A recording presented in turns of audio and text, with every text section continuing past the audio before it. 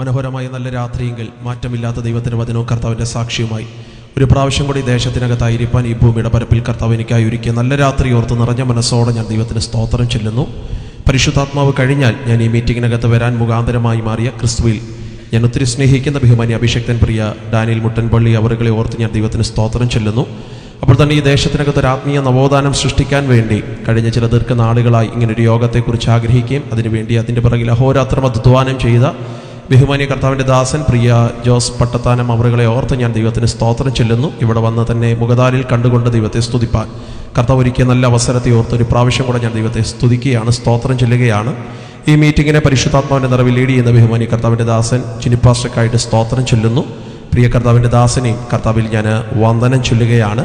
അനുഗ്രഹിക്കപ്പെട്ട രീതിയിൽ ആത്മനിറവിൽ പാട്ടുകളൊക്കെ പാടി ആരാധിക്കുന്ന ഈ ടീമിനെ ഓർത്ത് ഞാൻ ദൈവത്തിന് സ്തോത്രം ചെല്ലുന്നു. അവർ കേവലം ഒരു പാട്ടുകാരാണെന്ന് മാത്രം എനിക്ക് തോന്നുന്നില്ല, പകരം ശക്തന്മാരായ അഭിഷക്തന്മാരാണ് അവരെന്ന് ഞാൻ മനസ്സിലാക്കുന്നു. നാളുകളിൽ യേശുവിൻ്റെ വരവ് താമസമെങ്കിൽ ഈ ദേശത്തിന് നടുകയും കുറുകയും എല്ലാം നടന്ന ദൈവരാജ്യത്തിൻ്റെ വക്താക്കളായി അവരുടെ ശബ്ദത്തെ അവരുടെ ഇൻസ്ട്രുമെൻസിനകത്തൂടെ വെളിപ്പെട്ടു വരുന്ന വലിയ ദൈവസാന്നിധ്യത്തെ കർത്താവ് ഉപയോഗിക്കട്ടെ എന്ന് കൂടെ വളരെ ആത്മാർത്ഥമായി പ്രാർത്ഥിക്കുകയാണ്. പ്രത്യേകിച്ച് ഞാൻ ക്രിസ്തുവിൽ ഒത്തിരി സ്നേഹിക്കുന്ന പ്രിയ രാജനെ ഓർത്ത് ഞാൻ ദൈവത്തിന് സ്തോത്രം ചൊല്ലുന്നു. എൻ്റെ സുഹൃത്തായിരിക്കുന്ന ആൽബിൻ്റെ പപ്പ ഇന്ന് രാത്രി യോഗത്തിനകത്ത് പങ്കെടുക്കുന്നതിൽ ഒത്തിരി സന്തോഷം, ഒരുപാട് ആനന്ദം. സാധാരണ ഞങ്ങളൊക്കെ മീറ്റിങ്ങിനകത്ത് പോകുമ്പോൾ കണ്ണൊന്ന് പരതാറുണ്ട്. അറിയാവുന്ന സഹോദരങ്ങളൊക്കെ യോഗത്തിനകത്തുണ്ടെങ്കിൽ അതൊരു സന്തോഷം തന്നെയാണ്. ഈ രാത്രിയിലെ യോഗത്തിൽ പരിചയമുള്ള ഇത്രയും മുഖങ്ങളുള്ളതിനെ ഓർത്ത് ഞാൻ ദൈവത്തിന് സ്തോത്രം ചെല്ലുന്നു. അപ്പോൾ തന്നെ സമയമെല്ലാം കണ്ടെത്തി ഈ ദേശത്തിന് വേണ്ടി ഇന്ന് രാത്രിയിലും പ്രാർത്ഥിക്കാൻ വ്യത്യസ്ത സ്ഥലങ്ങളായിരുന്ന നമ്മുടെ വാത്സല്യ സഹോദരങ്ങൾ, സഹോദരിമാർ, പ്രിയ മാതാപിതാക്കന്മാർ, നാളുകളിൽ യേശുവിൻ്റെ വരവ് താമസമെങ്കിൽ ഈ ദേശത്തിൻ്റെ ആത്മീയ നവോത്ഥാനങ്ങൾക്ക് വേണ്ടി ചുക്കാൻ പിടിക്കാൻ കർത്താവാക്കി വെച്ചിരിക്കുന്ന വരും തലമുറകൾ എല്ലാ പ്രിയപ്പെട്ടവരെയും സ്വർഗത്തിലെ ദൈവം സമർത്ഥമായിട്ട് അനുഗ്രഹിക്കട്ടെ എന്ന് വളരെ ആത്മാർത്ഥമായി ആഗ്രഹിക്കുകയും പ്രാർത്ഥിക്കുകയും ആശംസിക്കുകയും ചെയ്യുകയാണ്. ഏതൊരു സഭ ഒരു ആത്മീയ യോഗം സംഘടിപ്പിച്ചാലും ഒരു ആത്മീയ മീറ്റിംഗ് ഒരു ദൈവസഭ സംഘടിപ്പിക്കുമ്പോൾ അതിൻ്റെ പിന്നിൽ 3-4 ഉദ്ദേശങ്ങളാണ്, 3-4 ഇഷ്ടങ്ങളാണ് സാധാരണ രീതിയിൽ ഉള്ളതെന്നാണ് ഞാൻ മനസ്സിലാക്കുന്നത്. ഒന്നാമത്തെ ഇഷ്ടം എന്ന് പറയുന്നത് ആ മീറ്റിംഗ് സംഘടിപ്പിക്കുന്നവർക്ക് നിശ്ചയമായും ആ മീറ്റിങ്ങിനെ കുറിച്ചൊരു താല്പര്യം ഉണ്ടായിരിക്കും. ഈ മീറ്റിങ്ങിനകത്ത് എത്ര പേര് വരണം, അവർ വന്നാൽ എങ്ങനെയൊക്കെ അതിനെ അക്കോമഡേറ്റ് ചെയ്യണം, എങ്ങനെയായിരിക്കണം ഈ യോഗത്തിൻ്റെ സ്ട്രക്ചർ കൊണ്ടുപോകേണ്ടത്, അത് ആ യോഗം സംഘടിപ്പിക്കുന്നവരുടെ മനസ്സിൻ്റെ വലിയ താല്പര്യവും ആഗ്രഹവുമാണ്.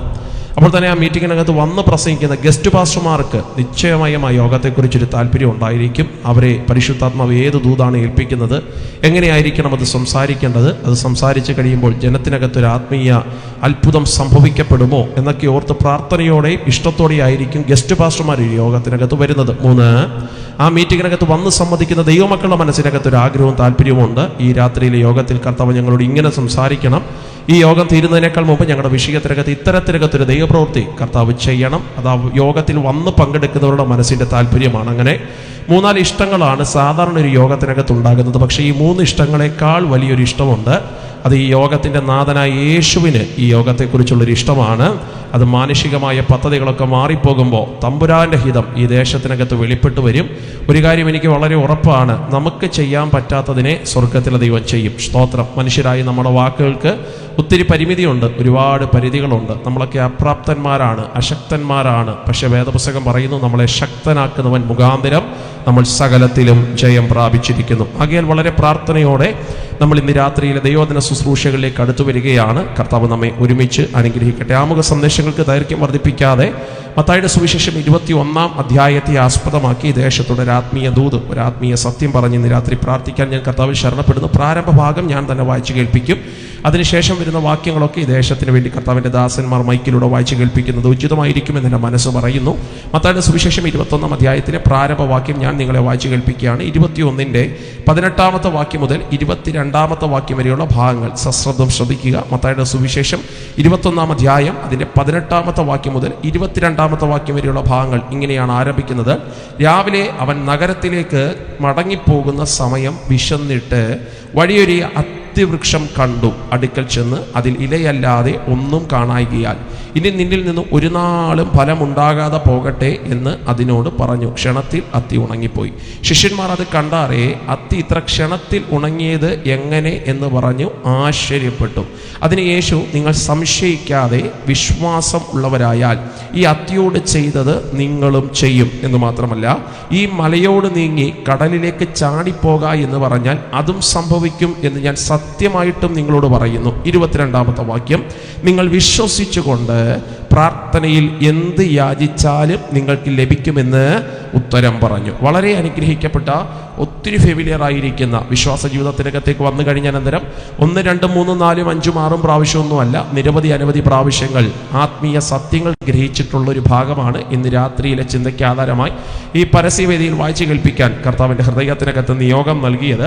ഞാനൊരു പക്ഷേ വാക്യം വായിക്കുമ്പോൾ തന്നെ ഇതിനകത്തിരിക്കുന്ന ചിലരുടെയെങ്കിലും മുഖത്തിനകത്ത് മാറി മറിയുന്ന ഭാവപ്രകടനം കാണുമ്പോൾ എനിക്ക് മനസ്സിലാകുന്നുണ്ട്, പാസ്റ്റേ ഈ ആത്മയെക്കുറിച്ച് പ്രസംഗിക്കാനാണ് പാസ്റ്റർ ഇന്ന് രാത്രി വന്നേ. ഇതിപ്പോൾ ഞങ്ങൾക്ക് സമയം തന്നെങ്കിൽ ഞങ്ങളങ്ങ് പ്രസംഗിച്ചേനുമായിരുന്നല്ലോ. എനിക്കറിയാം എന്നെക്കാൾ നന്നായിട്ട് ഈ വിഷയം വെച്ചവതരിപ്പിക്കാൻ കഴിയുന്ന വചനത്തെ ദൃഢനിശ്ചയമുള്ള പ്രബുദ്ധരായ ദൈവമക്കൾ ഇന്ന് രാത്രി യോഗത്തിനകത്ത് മാത്രമല്ല വേദിക്കകത്തുമായിരിക്കുന്ന ശക്തന്മാരായ അഭിഷക്തന്മാരുണ്ട്. എല്ലാവരെയും ഓർത്ത് ഞാൻ ദൈവത്തിന് സ്തോത്രം ചൊല്ലുന്നു. പക്ഷേ വചനത്തിൻ്റെ ഏറ്റവും വലിയ പ്രത്യേകത എന്താണെന്ന് ചോദിച്ചാൽ വചനത്തിന് എന്നും ഒരു പുതുമയുണ്ടെന്നുള്ളതാണ്. സ്തോത്രം. അതുകൊണ്ട് പഴക്കം ചെന്നൊരു ദൂത് കേവലം പറഞ്ഞ ആമയും പറയുന്നതിനേക്കാൾ കൂടുതൽ ഇന്ന് രാത്രിയിൽ ഈ ദേശത്തിന് വേണ്ടി ഇതിനകത്തുനിന്ന് ഒരു ആത്മീയ സത്യം, ഒരു സുവിശേഷ ഭാഗം ഇന്ന് രാത്രി പങ്കുവെച്ച് പ്രാർത്ഥിച്ച് ഈ സെക്ഷൻ ദൈവകരങ്ങളിലേക്ക് സമർപ്പിക്കാൻ ഞാൻ കർത്താവിൽ ശരണപ്പെടുകയാണ്.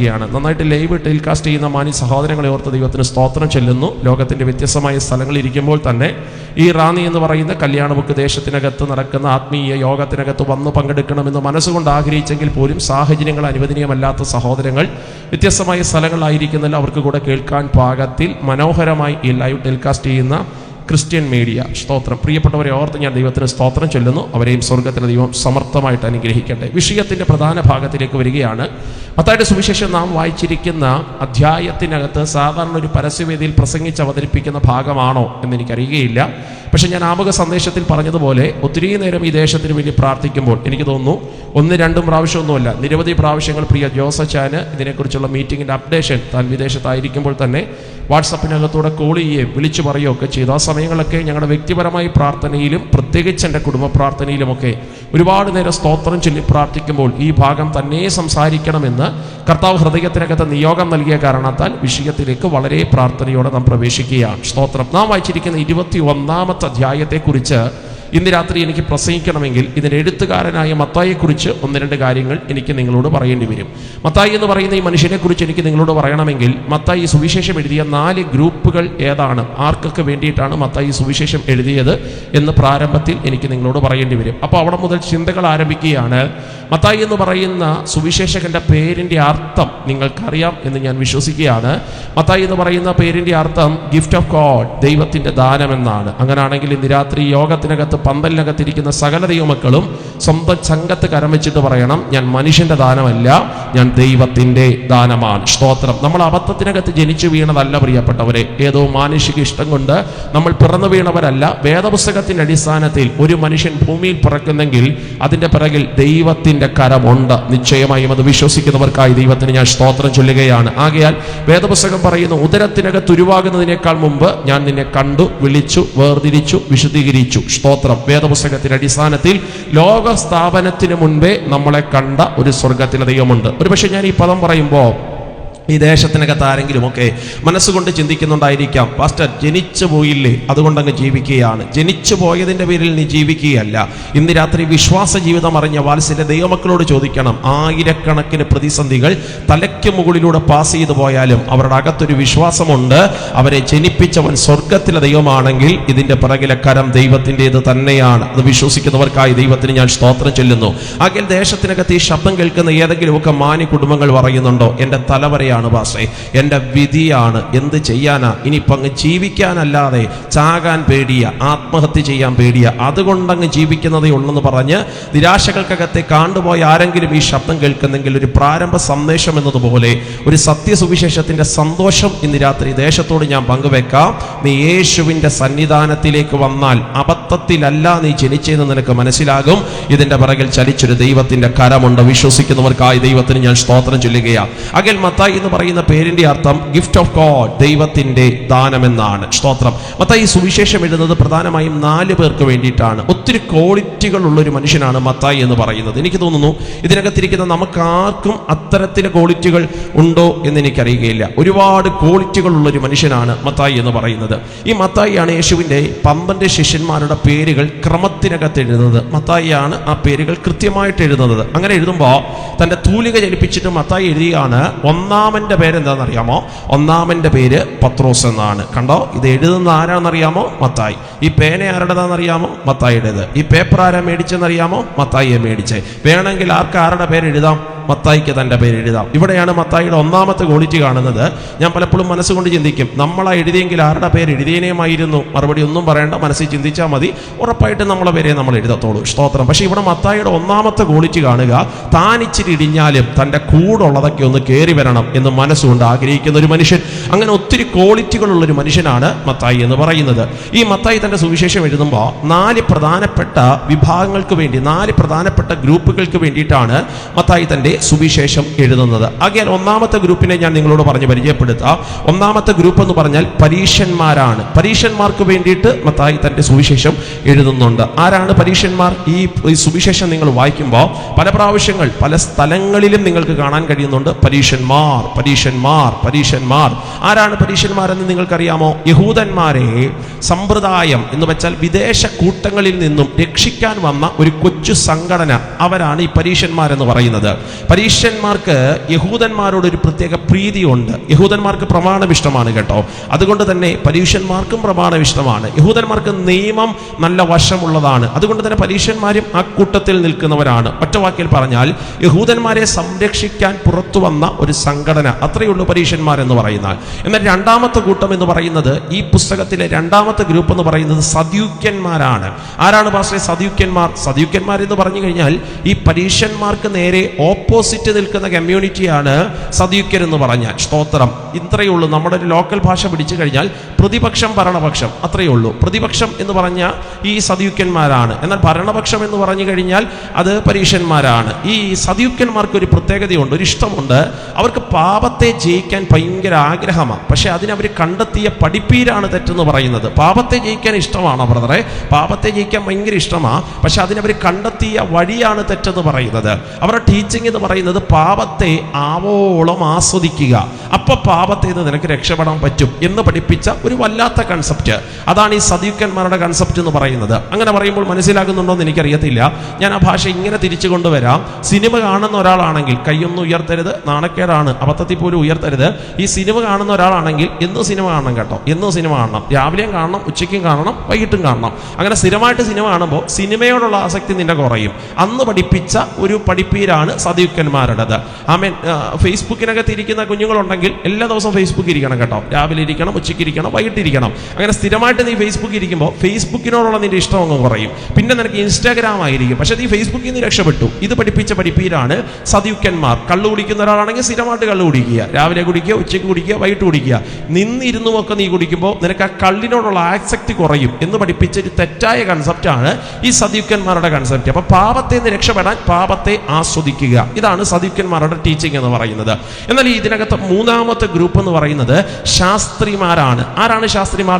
ശാസ്ത്രിമാരെന്ന് പറഞ്ഞാൽ തലനാരിഴയ്ക്ക് എല്ലാം കീറി മുറിച്ച് പ്രസംഗിക്കാൻ ത്രാണിയുള്ളവരെയാണ് ശാസ്ത്രിമാരെന്ന് പറയുന്നത്. ഇന്ന് രാത്രിയിലെ യോഗത്തിൽ കർത്താവിന്റെ ദാസൻ ഡാനിയൽ പാസ്റ്റർ, പ്രിയ ജോസഫാനും ഒക്കെ പ്രാർത്ഥിച്ച് എന്നെ സെലക്ട് ചെയ്തു. ഒത്തിരി സന്തോഷം. നിങ്ങളുടെ മുഖം കാണാൻ പറ്റിയല്ലോ. അല്ല, ഇന്ന് രാത്രി എനിക്ക് പകരം ഈ ശാസ്ത്രിമാരിൽ ഒരാളെയായി ഇന്ന് രാത്രി പ്രസംഗിക്കാൻ വിളിച്ചെങ്കിൽ ഇങ്ങനെയല്ല പുള്ളി പ്രസംഗിക്കുന്നത്. യഹോവ എൻ്റെ ഇടയനാകുന്നു എന്നൊരു കൊച്ചു വാക്കി എടുത്തുകൊണ്ട് വന്നിട്ട് ആരാണ് ഇടയൻ, ഇടയൻ എങ്ങനെ ഇടയനായി, ഇടയനായതിന്റെ വലിയ റീസൺ എന്താണ്, ഇടയൻ എത്ര ആട്ടിൻകൂട്ടങ്ങളുണ്ട്, അവയെ ഇടയൻ എങ്ങനെ പരിപാലിക്കുന്നു, ഇനി ഇടയൻ വെളിപ്പെട്ടു വരുമോ, ഇതെല്ലാം തലനാരിഴയ്ക്ക് കീറിമുറിച്ച് പ്രസംഗിക്കാൻ ത്രാണിയുള്ളവരെയാണ് ശാസ്ത്രിമാരെന്ന് പറയുന്നത്. സ്തോത്രം. എന്ന് വെച്ചാൽ നമ്മളാണ് ഒപ്പിച്ച് പ്രസംഗിച്ച് ആമയും പറഞ്ഞ് പോകത്തൊന്നുമില്ല.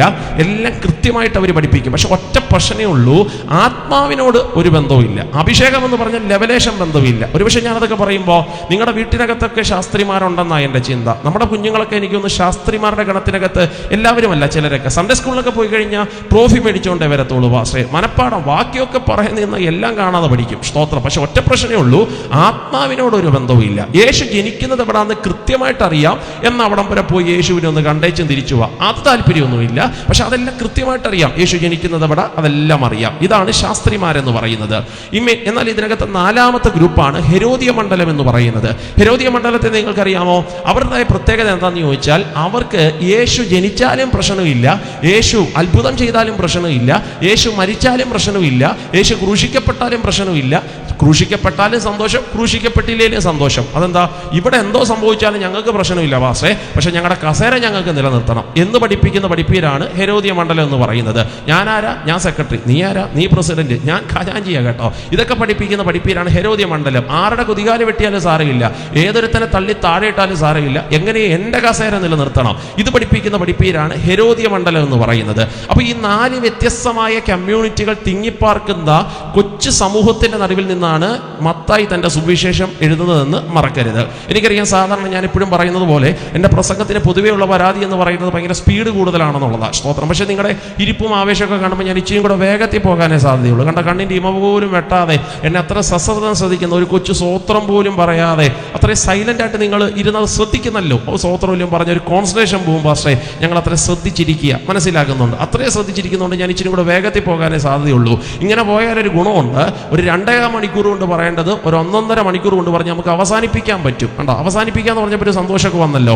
അപ്പോൾ ഇനി എന്നെ ശ്രദ്ധിച്ച് കേൾക്കണം. ഈ 4 ഗ്രൂപ്പുകൾക്ക് വേണ്ടിയിട്ടാണ് മത്തായി തൻ്റെ സുവിശേഷം എഴുതുന്നത്. അങ്ങനെ എഴുതി 21-ാമത്തെ അധ്യായത്തിൽ വന്നപ്പോൾ മത്തായി ഒരു സംഭവം പറയുകയാണ്. ആ സംഭവമാണ് അത്തി ഉണങ്ങിപ്പോയ ഒരു വിഷയത്തെ മത്തായി എടുത്ത് അവതരിപ്പിക്കുക. ഇനി ഞാൻ പറയുന്നത് ശ്രദ്ധിച്ച് കേൾക്കണം. 21-ാമത്തെ അധ്യായത്തെ 3 തട്ടുകളാക്കി ഞാൻ തിരിക്കാം. എൻ്റെ വ്യക്തിപരമായ പഠനത്തിലും ധ്യാനത്തിലും ഒക്കെ ഈ അധ്യായത്തെ ഞാൻ 3 സംഭവങ്ങളായി അല്ലെങ്കിൽ 3 തട്ടുകളാക്കി ഞാൻ തരംതിരിച്ചിട്ടുണ്ട്. അതിൽ 1-ാമത്തെ വാക്യം തൊട്ട് 11-ാമത്തെ വാക്യം വരെയുള്ള സംഭവത്തെ ഞാൻ ആരാധനായ യേശു എന്ന് പേര് വിളിച്ചുകൊണ്ട് ആ ഭാഗത്തെ വിശദീകരിക്കാം. ശ്രദ്ധിച്ചോ. 21-ാം അധ്യായം മത്തായിയുടെ സുവിശേഷത്തിൽ 21-ാം അധ്യായം 1-ാമത്തെ വാക്യം മുതൽ 11-ാമത്തെ വാക്യം വരെയുള്ള ഭാഗത്തെ ആരാധനായ യേശുവിനെയാണ് വെളിപ്പെടുത്തുന്നത്. ആരാധനായ യേശുവിനെ. ആമേൻ. 12-ാം വാക്യം മുതൽ 17-ാമത്തെ വാക്യം വരെ അധികാരമുള്ള യേശുവിനെയാണ് വെളിപ്പെടുത്തുന്നത്. 18-ാമത്തെ വാക്യം മുതൽ 22-ാമത്തെ വാക്യം വരെയുള്ള സംഭവത്തെ ഒരു നല്ല അധ്യാപകനായ യേശുവിനെയാണ് വെളിപ്പെടുത്തുന്നത്. എനിക്കറിയാം ഈ ശബ്ദമൊക്കെ പുറത്തേക്ക് പോകുന്നുണ്ട്. പുറത്തിരുന്ന് ഇവരുടെ പ്രസംഗം എന്താണ്, ഇവരെന്താ ഈ പാടുന്നേ, ഇവരുടെ പ്രാർത്ഥന എങ്ങനെ, ഇതൊരു മതപ്രസംഗമാണോ എന്നൊക്കെ ശ്രദ്ധിക്കാൻ പാകത്തിൽ സശ്രദ്ധമിരിക്കുന്ന ഏതെങ്കിലും മാന്യ കുടുംബങ്ങളുണ്ടെങ്കിൽ അവർക്ക് മനസ്സിലാകുന്ന ഭാഷയിൽ ഞാൻ വീണ്ടും ആവർത്തിച്ചു പറയാം. 1-ാം വാക്യം മുതൽ 11-ാമത്തെ വാക്യം വരെയുള്ള സംഭവത്തെ ആരാധനായ യേശുവിനെ നിങ്ങൾക്ക് കാണാൻ കഴിയും. 12-ാമത്തെ വാക്യം മുതൽ 17-ാമത്തെ വാക്യം വരെയുള്ള ഭാഗത്തെ അധികാരമുള്ള യേശുവിനെ നിങ്ങൾക്ക് കാണാൻ കഴിയും. 18-ാമത്തെ വാക്യം മുതൽ 22-ാമത്തെ വാക്യം വരെയുള്ള സംഭവത്തെ ഒരു നല്ല അധ്യാപകനായ യേശുവിനെ നിങ്ങൾക്ക് കാണാൻ കഴിയും. ഇനി ശ്രദ്ധിക്കുക. ആദ്യത്തെ ഭാഗം ആരാധനായ യേശുവാണെങ്കിൽ, ആരാധനായ യേശു എന്നുള്ള വിഷയം ഇന്ന് രാത്രിയിൽ ഈ പരസ്യവേദിയിൽ ഞാൻ അവതരിപ്പിക്കുമ്പോൾ എൻ്റെ ഹൃദയം തുറന്ന് ഇന്ന് രാത്രി ഞാൻ പറയുന്നു, ആരാധനയ്ക്ക് യോഗ്യൻ ഒരുവൻ മാത്രമേ ഉള്ളൂ. അത് വിശ്വസിക്കുന്നവർക്കായി ഞാൻ ദൈവത്തിന് സ്തോത്രം ചൊല്ലുന്നു. അങ്ങനെ ആരാധനയ്ക്ക് യോഗ്യൻ 1000 പേരില്ല, ആരാധനയ്ക്ക് യോഗ്യൻ 10,000 പേരില്ല. ആരാധനയ്ക്ക് യോഗ്യൻ ഒരുവൻ മാത്രമേ ഉള്ളൂ എന്ന് പറയുമ്പോൾ എന്താ പാസ്റ്റേ അതിന്റെ റീസൺ എന്ന് പറയുന്നത്? പറയാം. ഇവിടെ മനുഷ്യന് പറ്റിയൊരു അബദ്ധമുണ്ട്. മനുഷ്യനായി ഭൂമിക്കകത്ത് പിറന്നു വീണ് അവന്റെ അറിവിന്റെ കാലഘട്ടത്തിലേക്ക് എത്തിയപ്പോൾ ദൈവത്തെ എങ്ങനെയും പ്രസാദിപ്പിക്കാൻ മനുഷ്യൻ ഇവിടെ പെടാപ്പാട് നടത്തിക്കൊണ്ടിരിക്കുമ്പോൾ ആ പ്രസാദം ദൈവത്തേത് കിട്ടാൻ വേണ്ടി അവനെ ആരാധിക്കണം എന്ന് പഠിപ്പിച്ചൊരു ടീച്ചിങ് നമ്മുടെ ആർഷഭാരതത്തിൽ മാത്രമല്ല ലോകത്തിന്റെ വ്യത്യസ്തമായ എല്ലാ സ്ഥലങ്ങൾക്കകത്തുമുണ്ട്. അങ്ങനെ ആരാധിക്കാൻ മനുഷ്യൻ ദൈവത്തെ കണ്ടെത്തിയ മാർഗമാണ് തെറ്റെന്ന് പറയുന്നത്.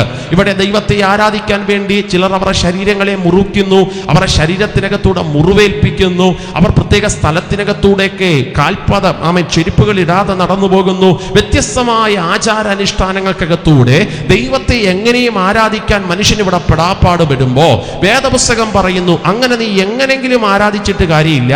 ആരാധനായ യേശുവിനെ ആരാധിക്കുന്നതിനൊരു രീതിയുണ്ട്. അത് യേശു കർത്താവ് പഠിപ്പിച്ച ഒരു സംഭവത്തിനകത്തൂടെ നിങ്ങൾക്ക് വെളിപ്പെട്ടു വരും. ഇവിടെ ശ്രദ്ധിക്കുക. യോഹന്നാൻ 4-ാമത്തെ അധ്യായത്തിനകത്ത് ഒരു ജാതീയ സ്ത്രീയുടെ അടുക്കൽ കർത്താവ് ചെല്ലുകയാ. കർത്താവ് ചെന്നിട്ട് ആ ആന്റിയോട് ചോദിച്ചു, ആന്റി ഏത് പള്ളിയിൽ ആന്റി പോന്നേ?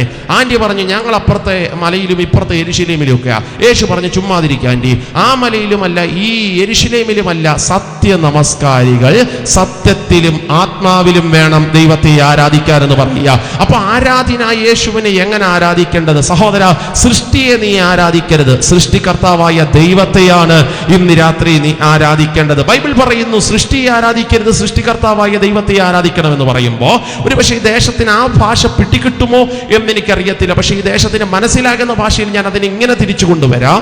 നീ ആ വിഗ്രഹത്തെ ആരാധിക്കരുത്. ആമേൻ. മനുഷ്യൻ തന്റെ കൈവേലകൾ കൊണ്ട് കൊത്തിയുണ്ടാക്കിയ യാതൊന്നിനെയും വണങ്ങരുത്, നമസ്കരിക്കരുത്. വേദപുസ്തകത്തിൽ പറയുന്ന ഒരു പദം കേൾക്കണോ? ആകാശത്തിന് കീഴെ ഭൂമിക്ക് മുകളിൽ യാതൊന്നിന്റെയും വിഗ്രഹങ്ങൾ ഉണ്ടാക്കരുത്, അവയെ നമസ്കരിക്കരുത്. ആ പദം ശ്രദ്ധേയമാണ്. നമസ്കരിക്കരുതെന്ന് പറഞ്ഞാൽ വണങ്ങരുത്, നമസ്കരിക്കരുതെന്ന് പറഞ്ഞാൽ ആരാധിക്കരുത്. കണ്ടോ? എന്തിനെ ആരാധിക്കണം, എന്തിനെ ആരാധിക്കരുത്?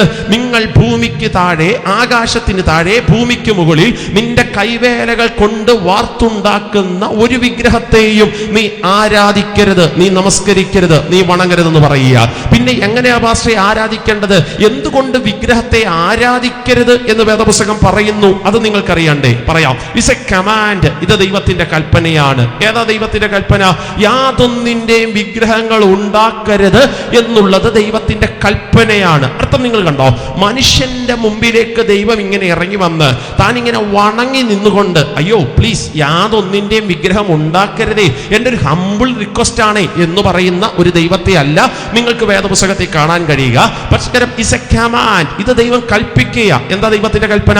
യാതൊന്നിന്റെയും വിഗ്രഹങ്ങൾ ഉണ്ടാക്കരുത്. ആ ടോണ് കണ്ടോ? കമാൻഡ്, അത് കൽപ്പനയാ. അപ്പൊ നിങ്ങൾ ചോദിക്കും, പാസ്റ്റർ എന്താണ് കൽപ്പനയുടെ പ്രത്യേകത? കൽപ്പനയ്ക്ക് പ്രത്യേകതയല്ലേ ഉള്ളൂ, റിക്വസ്റ്റിന് അത്രയും പ്രത്യേകതകളില്ല. ഒരു ഉദാഹരണം പറയാം, അപ്പൊ കുറെ കൂടെ മനസ്സിലാകും. ഒരു 50 പേര് പഠിക്കുന്ന ക്ലാസ്സിനകത്ത് ഒരു ക്ലാസ് ടീച്ചർ വന്നിട്ട് പറയുന്നു, ഹോൾ സ്റ്റാൻഡ് അപ്പ്. അപ്പൊ പുറകിലിരിക്കുന്ന വികൃതിയായ ഒരു ചെറുക്കൻ ചോദിക്കുക, എഴുന്നേറ്റില്ലേ സാർ ഇപ്പൊ എണ്ണ കാണിക്കും എന്ന് ചോദിച്ചാൽ അവന്റെ ഗതികേട് എന്തായിരിക്കും? ഒരു ക്യാമ്പിനകത്ത്, പട്ടാള ക്യാമ്പിനകത്ത് ഒരു മേജർ വന്നിട്ട് പറയാ പീച്ചേ മുട്ട്. അപ്പോ പുറകിലിരിക്കുന്ന ഒരു പട്ടാളക്കാരൻ പറയാ പീച്ചേ മുട്ട് അടിച്ചില്ലേ സാർ ഇപ്പൊ എന്നാ ചെയ്യാനാ എന്ന് ചോദിച്ചാൽ അവന്റെ ഗതികേട് എന്താ? പ്രത്യേകിച്ചൊന്നും സംഭവിക്കത്തില്ല, വലിച്ചു കയറി ഭിത്തിയിൽ ഒട്ടിച്ചു വെക്കും. സ്തോത്രം. എന്റെ സഹോദരങ്ങളെ, ഒരു ഡോക്ടറിന്റെ അടുക്കൽ ഒരു രോഗി ചെന്നിട്ട് പറഞ്ഞു, രോഗം ഇന്നതാ.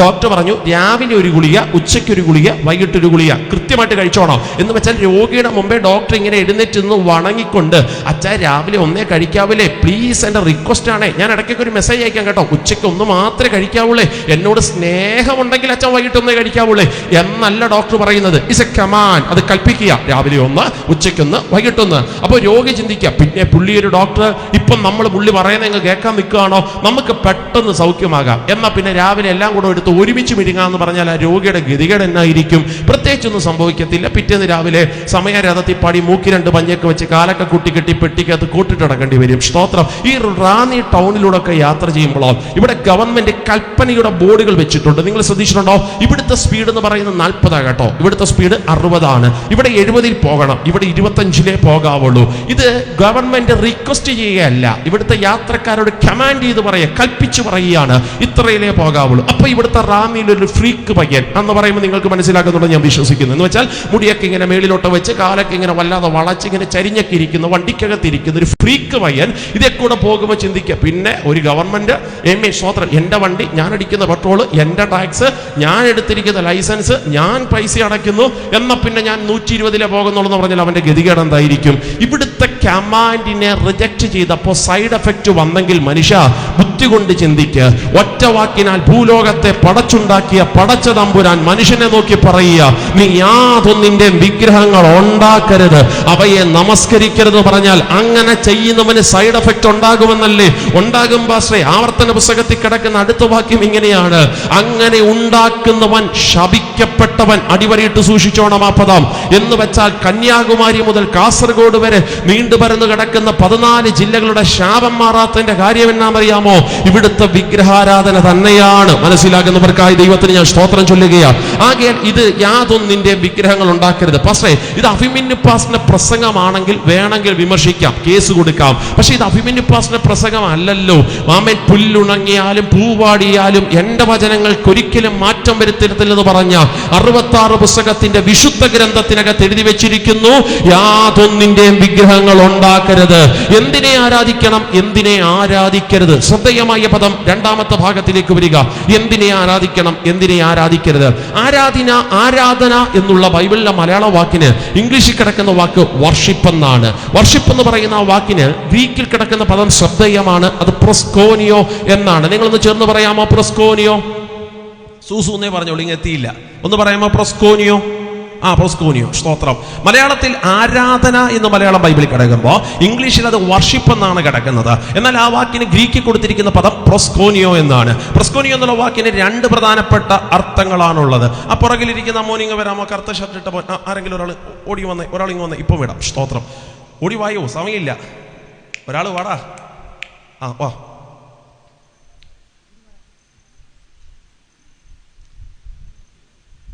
കണ്ടോ, ഈ പദത്തിന് പ്രധാനമായി 2 അർത്ഥങ്ങളാണുള്ളത്. പ്രോസ്കോനിയോ എന്ന് പറയുന്ന ഈ പദത്തിന്റെ ഒന്നാമത്തെ അർത്ഥം കേൾക്കണേ, സ്തോത്രം. ഈ ഗ്രീക്കിൽ കിടക്കുന്ന വാക്കുകൾക്ക് എപ്പോഴും അതിൻ്റെതായ അർത്ഥമുണ്ട്. പ്രോസ്കോനിയോയുടെ ഒന്നാമത്തെ അർത്ഥം കേൾക്കണേ. ആരാധനായ യേശുവിനെ എങ്ങനെയാണ് ആരാധിക്കേണ്ടത്? പ്രോസ്കോനിയോയുടെ ഒന്നാമത്തെ അർത്ഥം, യേശു ഇങ്ങനെ മിണ്ടാതെയൊക്കെ ഇരിക്കുമ്പോൾ മിണ്ടാതിരിക്കുന്ന യേശുവിൻ്റെ കൈ പിടിക്കണം. പിടിച്ചോ, കൈ പിടിച്ചോ, ചുംബിക്കണം, ആരാധിക്കണം. ഒരു സഹോദരൻ പറഞ്ഞേ, അയ്യോ ഇത് നമ്മുടെ ഭാഷയല്ല. പ്രോസ്കോനിയോ എന്ന് പറയുന്ന വാക്കിന്റെ ആരാധന എങ്ങനെ ആരാധിക്കണം? മിണ്ടാതിരിക്കുന്നവന്റെ കൈ പിടിച്ച്, യേശുവിന്റെ കൈ പിടിച്ച് ഇങ്ങനെ ചുംബിക്കണം, തുരുതുരാ ആരാധിക്കണം. ഇതാണ് പ്രോസ്കോനിയോയുടെ ബൈബിൾ പറയുന്ന ഒന്നാമത്തെ അർത്ഥം. നിങ്ങൾ ഈ ആരാധന എവിടെങ്കിലും കണ്ടിട്ടുണ്ടോ? കൈ പിടിച്ച് ഇങ്ങനെ ചുംബിച്ച് മുത്തം കൊടുത്ത് ആരാധിക്കുന്ന ആരാധന എവിടെങ്കിലും കണ്ടിട്ടുണ്ടോ? കണ്ടിട്ടുണ്ടല്ലോ, സ്തോത്രം. എൻ്റെ മുന്നിൽ സഹോദരങ്ങളെ, അബദ്ധം പറ്റി. ആർക്ക്? കൊടുക്കുന്നവനും മേടിക്കുന്നവനും അബദ്ധം പറ്റി. അതെന്താ? ഇത് മനുഷ്യന് കൊടുക്കേണ്ടതല്ല, ഇത് സാക്ഷാൽ സർവശക്തനായ ദൈവത്തിന് കൊടുക്കേണ്ടതാ. ദൈവത്തിന് കൊടുക്കേണ്ടത് മനുഷ്യന് കൊടുക്കുന്നവനെ ദൈവത്തിന് അന്നും ഇഷ്ടമല്ല, ഇന്ന് തീരെ ഇഷ്ടമല്ല. മനസ്സിലാകുന്നുണ്ടോ? ഇനി പ്രോസ്കോനിയോയുടെ 2ാമത്തെ അർത്ഥം കേൾക്കണേ. മിണ്ടാതിരിക്കുന്ന യേശുവിന്റെയൊക്കെ മുമ്പിൽ മുട്ടുകുത്തണം. മുട്ടുകുത്ത്. തന്റെ തലയുടെ ആഗ്രഹം കൊണ്ടുവന്ന്, തന്റെ തലയുടെ അറ്റം കൊണ്ടുവന്ന് അവന്റെ പാദത്തിനകത്ത് കുമ്പിടണം. വളയട്ടെ, സ്പോണ്ടിലോസിസ് ഉണ്ടോ? ഇല്ല, വളയട്ടെ. കുമ്പിടണം. മുട്ടുകുത്തി അതിനകത്ത് കുമ്പിട്ട് തലമുട്ടട്ടെ. അങ്ങനെ ആരാധിക്കുന്ന ആരാധനയാണ് പ്രോസ്കോനിയോയുടെ 2ാമത്തെ ആരാധന. കണ്ടിട്ടുണ്ടോ എവിടെങ്കിലും? മുട്ടുകുത്തി തലയുടെ അഗ്രം കൊണ്ടുവന്ന് പാദത്തിനകത്ത്, ഭൂമിക്കകത്ത് കുമ്പിട്ട് ആരാധിക്കുന്ന വർഷിപ്പ് എവിടെങ്കിലും കണ്ടിട്ടുണ്ടോ? കണ്ടിട്ടുണ്ടല്ലോ. അവരത് ചെയ്യുന്നുണ്ടല്ലേ, 3 നേരം, 5 നേരം. സ്തോത്രം. എൻ്റെ സഹോദരങ്ങളെ, അബദ്ധം പറ്റി. ആർക്ക്? പെന്തക്കോസ്തരായി നമുക്ക്. അതെന്താ? അവരതിപ്പോഴും 5 നേരം ചെയ്യുന്നുണ്ട്. നമ്മളിപ്പോഴും കസേര ഇരുന്ന് ടാറ്റ കാണിക്കുക. സ്തോത്രം പാസ്റ്റേ, ഗ്ലോറി ടു ഗോഡ്, ആമേൻ. ആരാധന എങ്ങനെ ആരാധിക്കണം? ശരീരം ഉടച്ച് ആരാധിക്കണം, ശരീരം തകർത്ത് ആരാധിക്കണം. ഞാൻ പറയുന്ന ഭാഗം നിങ്ങൾ അങ്ങനെ തന്നെ വ്യാഖ്യാനിക്കാവുള്ളൂ. നാളെ എല്ലാം കൂടെ മുട്ടുകുത്തി കുമ്പിട്ട് ആരാധിക്കാനൊന്നുമല്ല ഈ പറയുന്നേ. അർത്ഥം ബൈബിൾ പഠിപ്പിക്കുന്ന പ്രോസ്കോനിയോയുടെ ആരാധന ശരീരം ഉടച്ച് ആരാധിക്കുന്ന ആരാധനയാണ്. ചുമ്മാതെ ശരീരം ചുക്കിച്ചുളിയാതെ, ഡ്രസ്സിനകത്ത് ഒരു പൊടി പോലും പറ്റാതെ, ഇട്ടിരിക്കുന്ന മുണ്ട് ചുളുങ്ങാതെ വീട്ടിൽ പോയിട്ട് വിടുതല കൊണ്ടുപോകാമെന്നൊരു ചിന്തയുണ്ടെങ്കിൽ അബദ്ധമാണ്. അവനെ ഹൃദയ തകർച്ചയോടെ ആരാധിക്കണം. യേശു നടത്തിയ വഴികളെ ഓർക്കുമ്പോൾ, യേശു നടത്തിയ വിധങ്ങളെ ഓർക്കുമ്പോൾ, ഇന്ന് രാത്രി എത്ര പേര് മൗനമായിരിക്കാതെ ഹൃദയമെല്ലാം തുറന്ന് ദൈവത്തിന് സ്തോത്രം ചൊല്ലിയിട്ട് പറയൂ. അത്ഭുതത്തോടെ ദൈവം നടത്തിയ ദൈവത്തിന്റെ വിധങ്ങളെ ഓർക്കുമ്പോൾ, 2025 പിന്നിട്ട വഴിയാത്രകളെ ഇവിടെ ഇരുന്നു കൊണ്ടൊന്ന് ഓർത്തു നോക്ക് പ്രിയപ്പെട്ടവര്. ഈ വർഷത്തിനകത്ത് കയറാൻ പറ്റുമെന്ന് ചിന്തിച്ചതാണോ? ഇന്ന് രാത്രി യോഗത്തിനകത്ത് വന്നിരുന്ന് കരമുയർത്താൻ പറ്റിയെങ്കിൽ, ആമേൻ എന്ന് പറയാൻ പറ്റിയെങ്കിൽ, ഹൃദയം തുറന്ന് ദൈവത്തിന് സ്തോത്രം ചൊല്ലാൻ പറ്റിയെങ്കിൽ, ദൈവം നടത്തിയ വഴികളെ ഓർക്കുമ്പോൾ മൗനമായി ഇരിക്കാൻ നമുക്ക് കഴിയത്തില്ല. അവനെ നമ്മൾ അങ്ങ് ആരാധിച്ചു പോകുകയാണ്. അവൻ ആരാധനയ്ക്ക് യോഗ്യനാണെന്ന്, ദൈവമാണെന്ന് വിശ്വസിക്കുന്ന ദൈവത്തിന്റെ മക്കൾ ഇന്ന് രാത്രി യോഗത്തിനകത്ത് വന്നിട്ടുണ്ടെങ്കിൽ അടുത്തൊരു മിനിറ്റ് മാത്രം ശബ്ദമുയർത്തി എത്ര പേർ ആത്മാവിൽ ഈ പരസ്യ സ്ഥലത്തിനകത്ത് ദൈവത്തിന് സ്തോത്രം ചൊല്ലു. ഇന്ന് രാത്രി ഈ ദേശം നിങ്ങളുടെ ദേശമല്ലേ?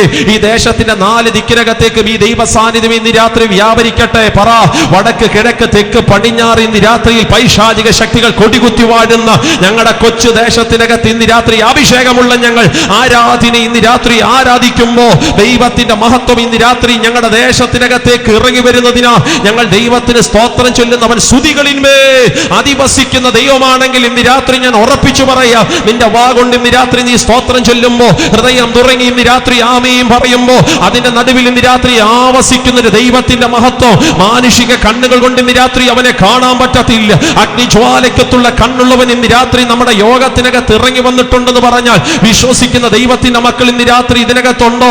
അവരെ ഓർത്ത് ഞാൻ ദൈവത്തിന് സ്തോത്രം ചൊല്ലുന്നു. ലോകത്തിലുള്ള സകലരും പറയുന്നു, പറയേ നിന്റെ ദൈവം എന്തിയെ? ചൂണ്ടിക്കാണിക്കാൻ നിന്റെ ദൈവം എന്തിയെന്ന് ചോദിക്കുമ്പോ അകത്ത് ദൈവകൃപയുള്ള ദൈവത്തിന്റെ കുഞ്ഞു പറ, അങ്ങനെ ചൂണ്ടിക്കാണിക്കാൻ ഞങ്ങൾക്കൊരു ദൈവമില്ല. കാരണം കൊത്തിയുണ്ടാക്കിയ രൂപത്തെ ഇന്ന് രാത്രി ഞങ്ങളുടെ മുമ്പിൽ വണങ്ങാൻ ഞങ്ങൾക്കില്ലാതാനും, പക്ഷെ അകം തിളയ്ക്കുന്ന കൃപയുള്ള ദൈവത്തിന്റെ മക്കൾ ഹൃദയ തകർച്ചയോടെ അപ്പാ എന്നൊന്ന് വിളിച്ചാൽ അവൻ ഇന്ന് രാത്രി സ്വർഗത്തിൽ ദൂതന്മാരുടെ ആരാധന സ്വീകരിച്ച് അവിടെ ഇരിക്കത്തിൽ. അന്തരീക്ഷം ഇന്ന് രാത്രി മാറട്ടെ. ദൈവത്തിന്റെ റൂഹായുടെ സാന്നിധ്യം ഇന്ന് രാത്രി ഈ പന്തലിനകത്ത് മാത്രമല്ല, ഈ ദേശത്തിന്റെ 4 ദിക്കിനകത്തും ഇന്ന് രാത്രി വ്യാപരിക്കുന്നെന്ന് വിശ്വസിക്കുന്നവർ ആത്മാവിൽ ഇന്ന് രാത്രി സ്തോത്രം ചൊല്ലിയിട്ട് പറ, ആരാധന ഇന്ന് രാത്രി ഞങ്ങൾ ആരാധിക്കുക. അവൻ മാത്രമായി ഇന്ന് രാത്രി ആരാധനയ്ക്ക് യോഗ്യൻ. 1000 അപ്പന്മാരിൽ ഇന്ന് രാത്രി സ്തുതിക്കപ്പെടാൻ അവൻ യോഗ്യൻ ഒരുവൻ മാത്രമേ ഉള്ളൂ. അവന്റെ യേശുവാന്ന് വിശ്വസിക്കുന്നവർ ഇന്ന് രാത്രി പറ, ഞങ്ങൾക്ക് അങ്ങനെ 10 പേരില്ല, 1000 പേരില്ല. ഇന്ന് രാത്രി ഒരുവനെ മാത്രമാണ് ഞങ്ങൾ ആരാധിക്കുന്നത്. വിശ്വസിക്കുന്നവർക്കായി ഞങ്ങൾ ദൈവത്തിന് സ്തോത്രം ചൊല്ലുന്ന യേശുവിന്റെ നാമത്തിനകത്ത് കാർമേഘങ്ങൾ കൊണ്ട് മൂടപ്പെട്ടിരിക്കുന്ന അന്തരീക്ഷം ഇന്ന് രാത്രി തെളിവുള്ള മേഘമായി വെളിപ്പെട്ടു വരുന്നത് പോലെ കലക്ക വെള്ളങ്ങൾ, കയ്പ് വെള്ളങ്ങൾ, മരണത്തിന്റെ വെള്ളങ്ങൾ ഇന്ന് രാത്രിയിൽ തെളിവുള്ള വെള്ളമായി, ജീവന്റെ വെള്ളമായി, ജീവന്റെ നദിയായി ഇന്ന് രാത്രി ചലിക്കുന്നത് പോലെ ആരാധനയ്ക്ക് അന്തരീക്ഷങ്ങളെ തിരിക്കാൻ കഴിയും. വിശ്വസിക്കുന്നവർക്കായി നന്ദിയോടെ ഞാൻ ദൈവത്തിന് സ്തോത്രം ചൊല്ലുന്നു. ഈ രാത്രി യോഗ സ്ഥലത്തിനകത്തേക്ക് വന്നപ്പോ ശക്തന്മാരായി ഞങ്ങളുടെ അഭിഷക്തന്മാർ ആത്മനിറവിൽ പാട്ടുകൾ പാടി ആരാധിച്ചപ്പോ ഒത്തിരി സന്തോഷം. ഹൃദയം തുറന്ന് അവർ ഞാൻ ഇങ്ങോട്ട് കയറി വന്നപ്പോൾ പറഞ്ഞു തുടങ്ങിയ പദം ഇങ്ങനെയാ, ഇപ്പൊ നമുക്ക് സ്വാതന്ത്ര്യമുണ്ട്, പക്ഷെ ഇത് നിഷേധിക്കപ്പെടുന്ന ഒരു കാലം വരും. ഇന്ന് രാത്രി എനിക്കും ഉറപ്പ്, അതൊരു പ്രവചന ശബ്ദമായി തന്നെ ഞാനങ്ങ് വിശ്വസിക്കുക.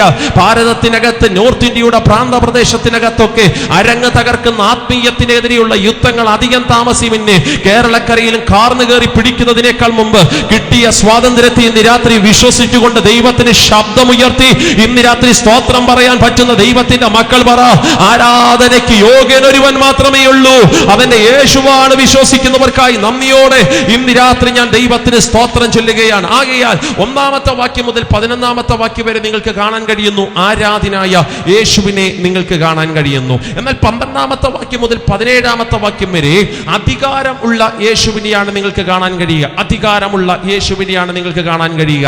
എന്റെ പാസ്റ്ററെ, ആരാധനായ യേശുവിന്റെ അടുക്കലേക്ക് നിങ്ങൾ വന്നാൽ പിന്നെ നിങ്ങൾക്ക് അവന്റെ 2-ാമത്തെ ഭാവം കാണാൻ കഴിയും. അവൻ അധികാരമുള്ള യേശുവാണ്. സ്തോത്രം. പാലക്കാട് സ്ഥലത്തിനകത്ത് മലപ്പുറത്തിന്റെ ബോർഡറിനകത്ത് മഞ്ചേരി എന്ന് പറയുന്ന ഒരു സ്ഥലമുണ്ട്. അവിടെ ശ്രീ മഠത്തിൽ രാമചന്ദ്രൻ എന്ന് പറയുന്ന ഒരു മനുഷ്യനുണ്ട്. കൊച്ചുപ്രായം മുതൽ ക്ഷേത്രങ്ങളും അതിന്റെ പരിസരങ്ങളുമായി ജീവിച്ചു വന്ന ഒരു സാധാരണ മനുഷ്യന്. ആ മനുഷ്യൻ ഒരിക്കലും ഇങ്ങനെ പൂജ ചെയ്തുകൊണ്ടിരിക്കുമ്പോ 5 കായങ്ങളാൽ മരിച്ച ദൈവം, അർത്ഥം 5 മുറിവുകളാൽ മരിച്ച ദൈവമേ നിനക്ക് നമോ എന്ന് പറഞ്ഞ് അദ്ദേഹം പൂജ നടത്തിക്കൊണ്ടിരിക്കുക. പെട്ടെന്ന് അദ്ദേഹത്തിന്റെ മനസ്സിനകത്തൊരു ചിന്ത, 5 മുറിവുകളാൽ മരിച്ച ദൈവമോ? അതേതാ ദൈവം? അതിരിക്കുന്ന വിഗ്രഹമല്ല. ആകയാൽ അദ്ദേഹം അതിനെക്കുറിച്ച് പഠിക്കാനും പരിശോധിക്കാനും തുടങ്ങി. അവസാനം അദ്ദേഹത്തിന് മനസ്സിലായി 5 മുറിവുകളാൽ മരിച്ച ഒരൊറ്റ ദൈവമേ ഉള്ളൂ, അത് കർത്താവായ യേശുവാണ്. ഈ വെളിപ്പാട് തനിക്ക് കിട്ടുക താൻ ക്ഷേത്രത്തിനകത്തുനിന്ന് ഇറങ്ങി ഓടുകയാണ്. താൻ വീട്ടിൽ ചെന്നിട്ട് അപ്പയോട് അണ്ണയോട് പറഞ്ഞു, അപ്പ അണ്ണ, ഞാനൊരു ദൈവത്തെ കണ്ടെത്തി, ജീവനുള്ള ദൈവം, നമുക്ക് വേണ്ടി 5 മുറിവുകളാൽ മരിച്ച ദൈവം. അണ്ണൻ ചോദിച്ചു, അതേതാ ദൈവം? പേരെന്നാ?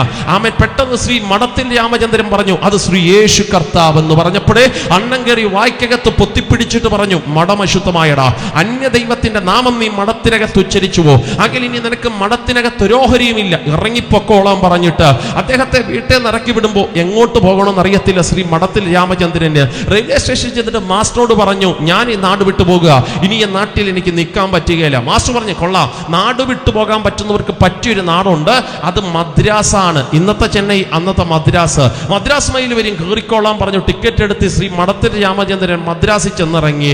നടുകയും കുറുക്കുകയും ദേശത്തിന്റെ നടുവിലൂടെ നടക്കുമ്പോൾ എങ്ങോട്ട് പോകണമെന്നറിയാത്ത മനുഷ്യൻ പെട്ടെന്നൊരു മലയാള ശബ്ദം കേട്ടു. അതൊരു ചർച്ചിനകത്തൊരു പാസ്റ്റർ മൈക്കിൽ കൂടെ ഉറക്കെ പറഞ്ഞ ബൈബിളിനകത്തൊരു വാക്യം ആ മനുഷ്യൻ കേട്ടത്. വാക്യം ഇങ്ങനെയാ, യഹോവയാൽ അനുഗ്രഹിക്കപ്പെട്ടവൻ എന്തിനും അവൻ പുറത്ത് നിൽക്കണോ, അകത്തേക്ക് കയറി വരിക. ഇത് കേട്ട് ശ്രീ മഠത്തിൽ രാമചന്ദ്രന്റെ മലയാള ശബ്ദം കേട്ടപ്പോ സ്വർഗം കിട്ടിയതുപോലെ മദ്രാസിനകത്ത് മലയാള ശബ്ദമോ. കേട്ട സ്ഥലത്തിലേക്ക് അദ്ദേഹം കയറി ചെല്ലുമ്പോൾ ഒരു പറ്റം ദൈവത്തിന്റെ മക്കൾ ഇരുന്ന് ആത്മനിറവിൽ ദൈവത്തെ ആരാധിക്കുകയാണ്. സ്തോത്രം. അദ്ദേഹം പെട്ടെന്ന് ഇറങ്ങിപ്പോരാൻ നേരം പാസ്റ്റർ ചോദിച്ചു, നിങ്ങളാരാ? അല്ല, പുറത്ത് നിൽക്കുന്നതിന് അകത്തേക്ക് വരാൻ പറഞ്ഞല്ലോ. എന്റെ മനുഷ്യ, അത് ബൈബിളിനകത്തൊരു വാക്യമാണ്, നിങ്ങളേതാ? അദ്ദേഹം പറഞ്ഞു, ഞാൻ ഇത് എനക്ക്, എന്റെ പേര് ഇങ്ങനെ, ഞാൻ അവിടുന്ന് യേശുവിനെ കറിഞ്ഞിട്ട് ഇറങ്ങി. നിങ്ങൾ യേശുവിനെ ആരാധിക്കുന്ന ഗ്രൂപ്പാണോ? അത് ഞങ്ങളാ. ഇരുന്നോട്ടെ. ഇരുന്നോ. കൂടെ താമസിച്ചു. 6 മാസം അദ്ദേഹത്തിന്റെ കൂടെ ഇരുന്നു. ബൈബിൾ പഠിച്ച് അദ്ദേഹത്തിന്റെ കൈക്കിടെ സ്നാനപ്പെട്ടു. അവിടുന്ന് തന്നെ ഒരു വിവാഹം കഴിച്ചു. 3 കുഞ്ഞുങ്ങൾക്ക് ജന്മം കൊടുത്തു. അതിലേറ്റവും ഇളയ ആളാ എന്റെ വൈഫ് എന്ന് പറയുന്നത്. എന്റെ വൈഫ് ഇപ്പോഴും സാക്ഷ്യം പറയുമ്പോൾ ഒരു പദം ഇറങ്ങി പറയോ, എന്റെ പപ്പ എന്റെ 3-ാമത്തെ വയസ്സിൽ നിത്യതയിൽ ചേർക്കപ്പെട്ടു കേട്ടോ. പക്ഷെ എന്റെ പപ്പ നിത്യതയിൽ പോകുന്നതിനേക്കാൾ മുമ്പ് ഒരു സമ്പാദ്യം എനിക്ക് തന്നേച്ചു പോയത്. ഞാൻ ഇടയ്ക്കൊക്കെ അവളോട് ചോദിക്കും, വണ്ടിയാണോ വീടാണോ ആറാണോ? അവൾ പറയും അതൊന്നുമല്ല, എൻ്റെ പപ്പ നിത്യതയുടെ തുറമുഖത്തിൽ എത്തുന്നതിനേക്കാൾ മുമ്പ് എനിക്ക് തന്ന ഏറ്റവും വലിയ സമ്പാദ്യം ആരെ ആരാധിക്കണമെന്ന് എൻ്റെ പപ്പ എന്നെ പറഞ്ഞു പഠിപ്പിച്ചതാണ്. ഇന്ന് രാത്രി ഞാൻ ആത്മാവിൽ വീണ്ടും ആവർത്തിച്ചു പറയാം, ആരാധ്യനായവന്റെ അടുക്കൽ നീ വന്നാൽ നിനക്ക് അധികാരമുള്ളവന്റെ രണ്ടാമത്തെ ഭാവം ഇന്ന് രാത്രി കാണാൻ കഴിയും. യേശു അധികാരമുള്ള ദൈവമാണ്. അധികാരം എന്നുള്ള ഭാഗത്തെ ഞാൻ വീണ്ടും ഇന്ന് രാത്രി രണ്ടാം തട്ടിലേക്ക് കയറി ഒന്ന് വിശദീകരിക്കാൻ കർത്താവിൽ ശരണപ്പെടുകയാണ്. രണ്ടാമത്തെ ഭാഗം 12-ാമത്തെ വാക്യം മുതൽ 17-ാമത്തെ വാക്യം വരെയാണെങ്കിൽ യേശുവിന്റെ അധികാരം നിങ്ങൾക്ക് അവിടെ കാണാൻ കഴിയുന്നുണ്ട്. ശ്രദ്ധിച്ചോ, യേശുവിന്റെ 2 അധികാരങ്ങളെയാണ് നിങ്ങൾക്ക് അവിടെ കാണാൻ കഴിയുക. യേശു ദൈവാലയത്തിൽ ചെന്നു, ദൈവാലയത്തിൽ വിൽക്കുന്നവരെയും സ്തോത്രം യേശു ദൈവാലയത്തിൽ വിൽക്കുന്നവരെയും കൊള്ളുന്നവരെയും എല്ലാം പുറത്താക്കി. അടുത്തത് പൊൻവാണിഫക്കാരുടെ മേശകളെയും പ്രാവുകളെയും വിൽക്കുന്നവരുടെ പീഠങ്ങളെയും മറിച്ചു കളഞ്ഞ് അവരോട് എൻ്റെ ആലയം പ്രാർത്ഥനാലയം എന്ന് വിളിക്കപ്പെടും. ഈ സംഭവത്തിനകത്തൊരു പശ്ചാത്തലമുണ്ട്. ഇനി ഞാൻ പറയുന്ന പദം കുറേയും കൂടെ ഒന്ന് ശ്രദ്ധിച്ച് കേൾക്കണം. വചനത്തെ പഠിക്കാൻ നിങ്ങൾക്ക് അത്രയും ആഗ്രഹമാണെങ്കിൽ സശ്രദ്ധം ശ്രദ്ധിക്കണം. യേശു കർത്താവ് ഇപ്പോൾ ഒലിവുമലയുടെ മുകളിൽ നിന്ന് താഴേക്ക് ഇറക്കമിറങ്ങി വരിക. ഞാനത് പറയുമ്പോൾ നിങ്ങളുടെ ഭാവനയെ കാണാൻ പറ്റുന്നുണ്ടോ? അവൻ കഴുതപ്പുറത്തിനകത്ത് കയറി താഴ്വാരത്തിലേക്ക് ഇറങ്ങി വരിക. യേശു കർത്താവ് ഇങ്ങനെ താഴ്വാരത്തിലേക്ക് ഇറങ്ങി വരുമ്പോൾ നാട് മൊത്തവും അവനെ സ്തുതിക്കുകയാണ്, നാട് മൊത്തവും അവനെ വാഴ്ത്തുകയാണ്. എന്താ വാഴ്ത്തുന്നത്? ഹോശന്നയുടെ ആർപ്പിന്റെ ശബ്ദം നാടെങ്ങും ഇങ്ങനെ ഉയർന്നു കേൾക്കുകയാണ്. എൻ്റെ സഹോദരങ്ങളെ, യേശു ഈ ദിവസം തിരഞ്ഞെടുക്കാൻ ഒരു കാരണമുണ്ട്. ഇപ്പോൾ യേശു കഴുതപ്പുറത്ത് വരുന്ന ദിവസത്തിന്റെ പ്രത്യേകത എന്ന് പറഞ്ഞാൽ ഇത് പെസഹായുടെ ഉത്സവം കൊണ്ടാടുന്ന ദിവസമാണ്. ലോകത്തിലുള്ള സകല യഹൂദന്മാരും യെരുശലേമിനകത്തേക്ക് വരുന്നത് 3 പ്രധാനപ്പെട്ട ഉത്സവത്തിൽ ആണ് എന്ന് മറന്നു പോകരുത്. ഒന്നാമത്തെ ഉത്സവം പെസഹായുടെ ഉത്സവം സംഭവിച്ച നാട് മൊത്തം യെരുശലേമിൽ കൂടി വരാറുണ്ട്. വിജാതിയരുൾപ്പെടെ, കണ്ടോ പദം നിങ്ങൾ കേട്ടോ, വിജാതിയരുൾപ്പെടെ സകലരും യെരുശലേമിൽ കൂടി വരണമെങ്കിൽ 3 ഉത്സവങ്ങൾ അവർക്കുണ്ടാകണം. ഒന്നാമത്തെ ഉത്സവം എന്ന് പറഞ്ഞാൽ പെസഹായാണ്. രണ്ടാമത്തെ ഉത്സവം എന്ന് പറഞ്ഞാൽ കൂടാര പെരുന്നാളാണ്. മൂന്നാമത്തെ ഉത്സവം എന്ന് പറഞ്ഞാൽ പെന്തക്കോസ് പെരുന്നാളാണ്. ഈ 3 ഉത്സവങ്ങൾ അരങ്ങ് തകർക്കുന്ന സമയം മാത്രമേ നാട്ടിനകത്തുള്ള സകല വിജാതിയരും യഹൂദന്മാരും യെരുശലേമിനകത്ത് കൂടി വരാറുള്ളൂ. യേശു ഇപ്പോൾ കഴുതപ്പുറത്ത് വരുന്ന ദിവസത്തിന്റെ പ്രത്യേകത ഇത് പെസഹായുടെ ദിവസമാണ്.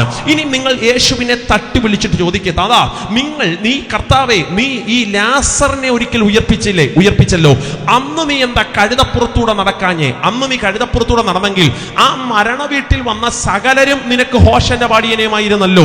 യേശു പറഞ്ഞു, ഒരു പ്രശ്നമുണ്ട്.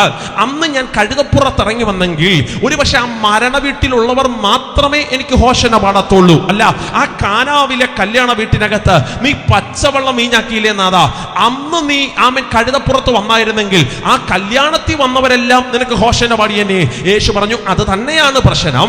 അന്ന് ഞാൻ കഴുതപ്പുറത്ത് വന്നെങ്കിൽ ആ കല്യാണ വീട്ടിലുള്ളവർ മാത്രമേ എനിക്ക് ഹോശന പാടത്തുള്ളൂ. പക്ഷെ ഈ പെസഹായുടെ ദിവസം ഞാൻ തെരഞ്ഞെടുക്കുമ്പോ ഇപ്പൊ നാട് മൊത്തവും യെരുശലേമിനകത്ത് വന്നിട്ടുണ്ട്.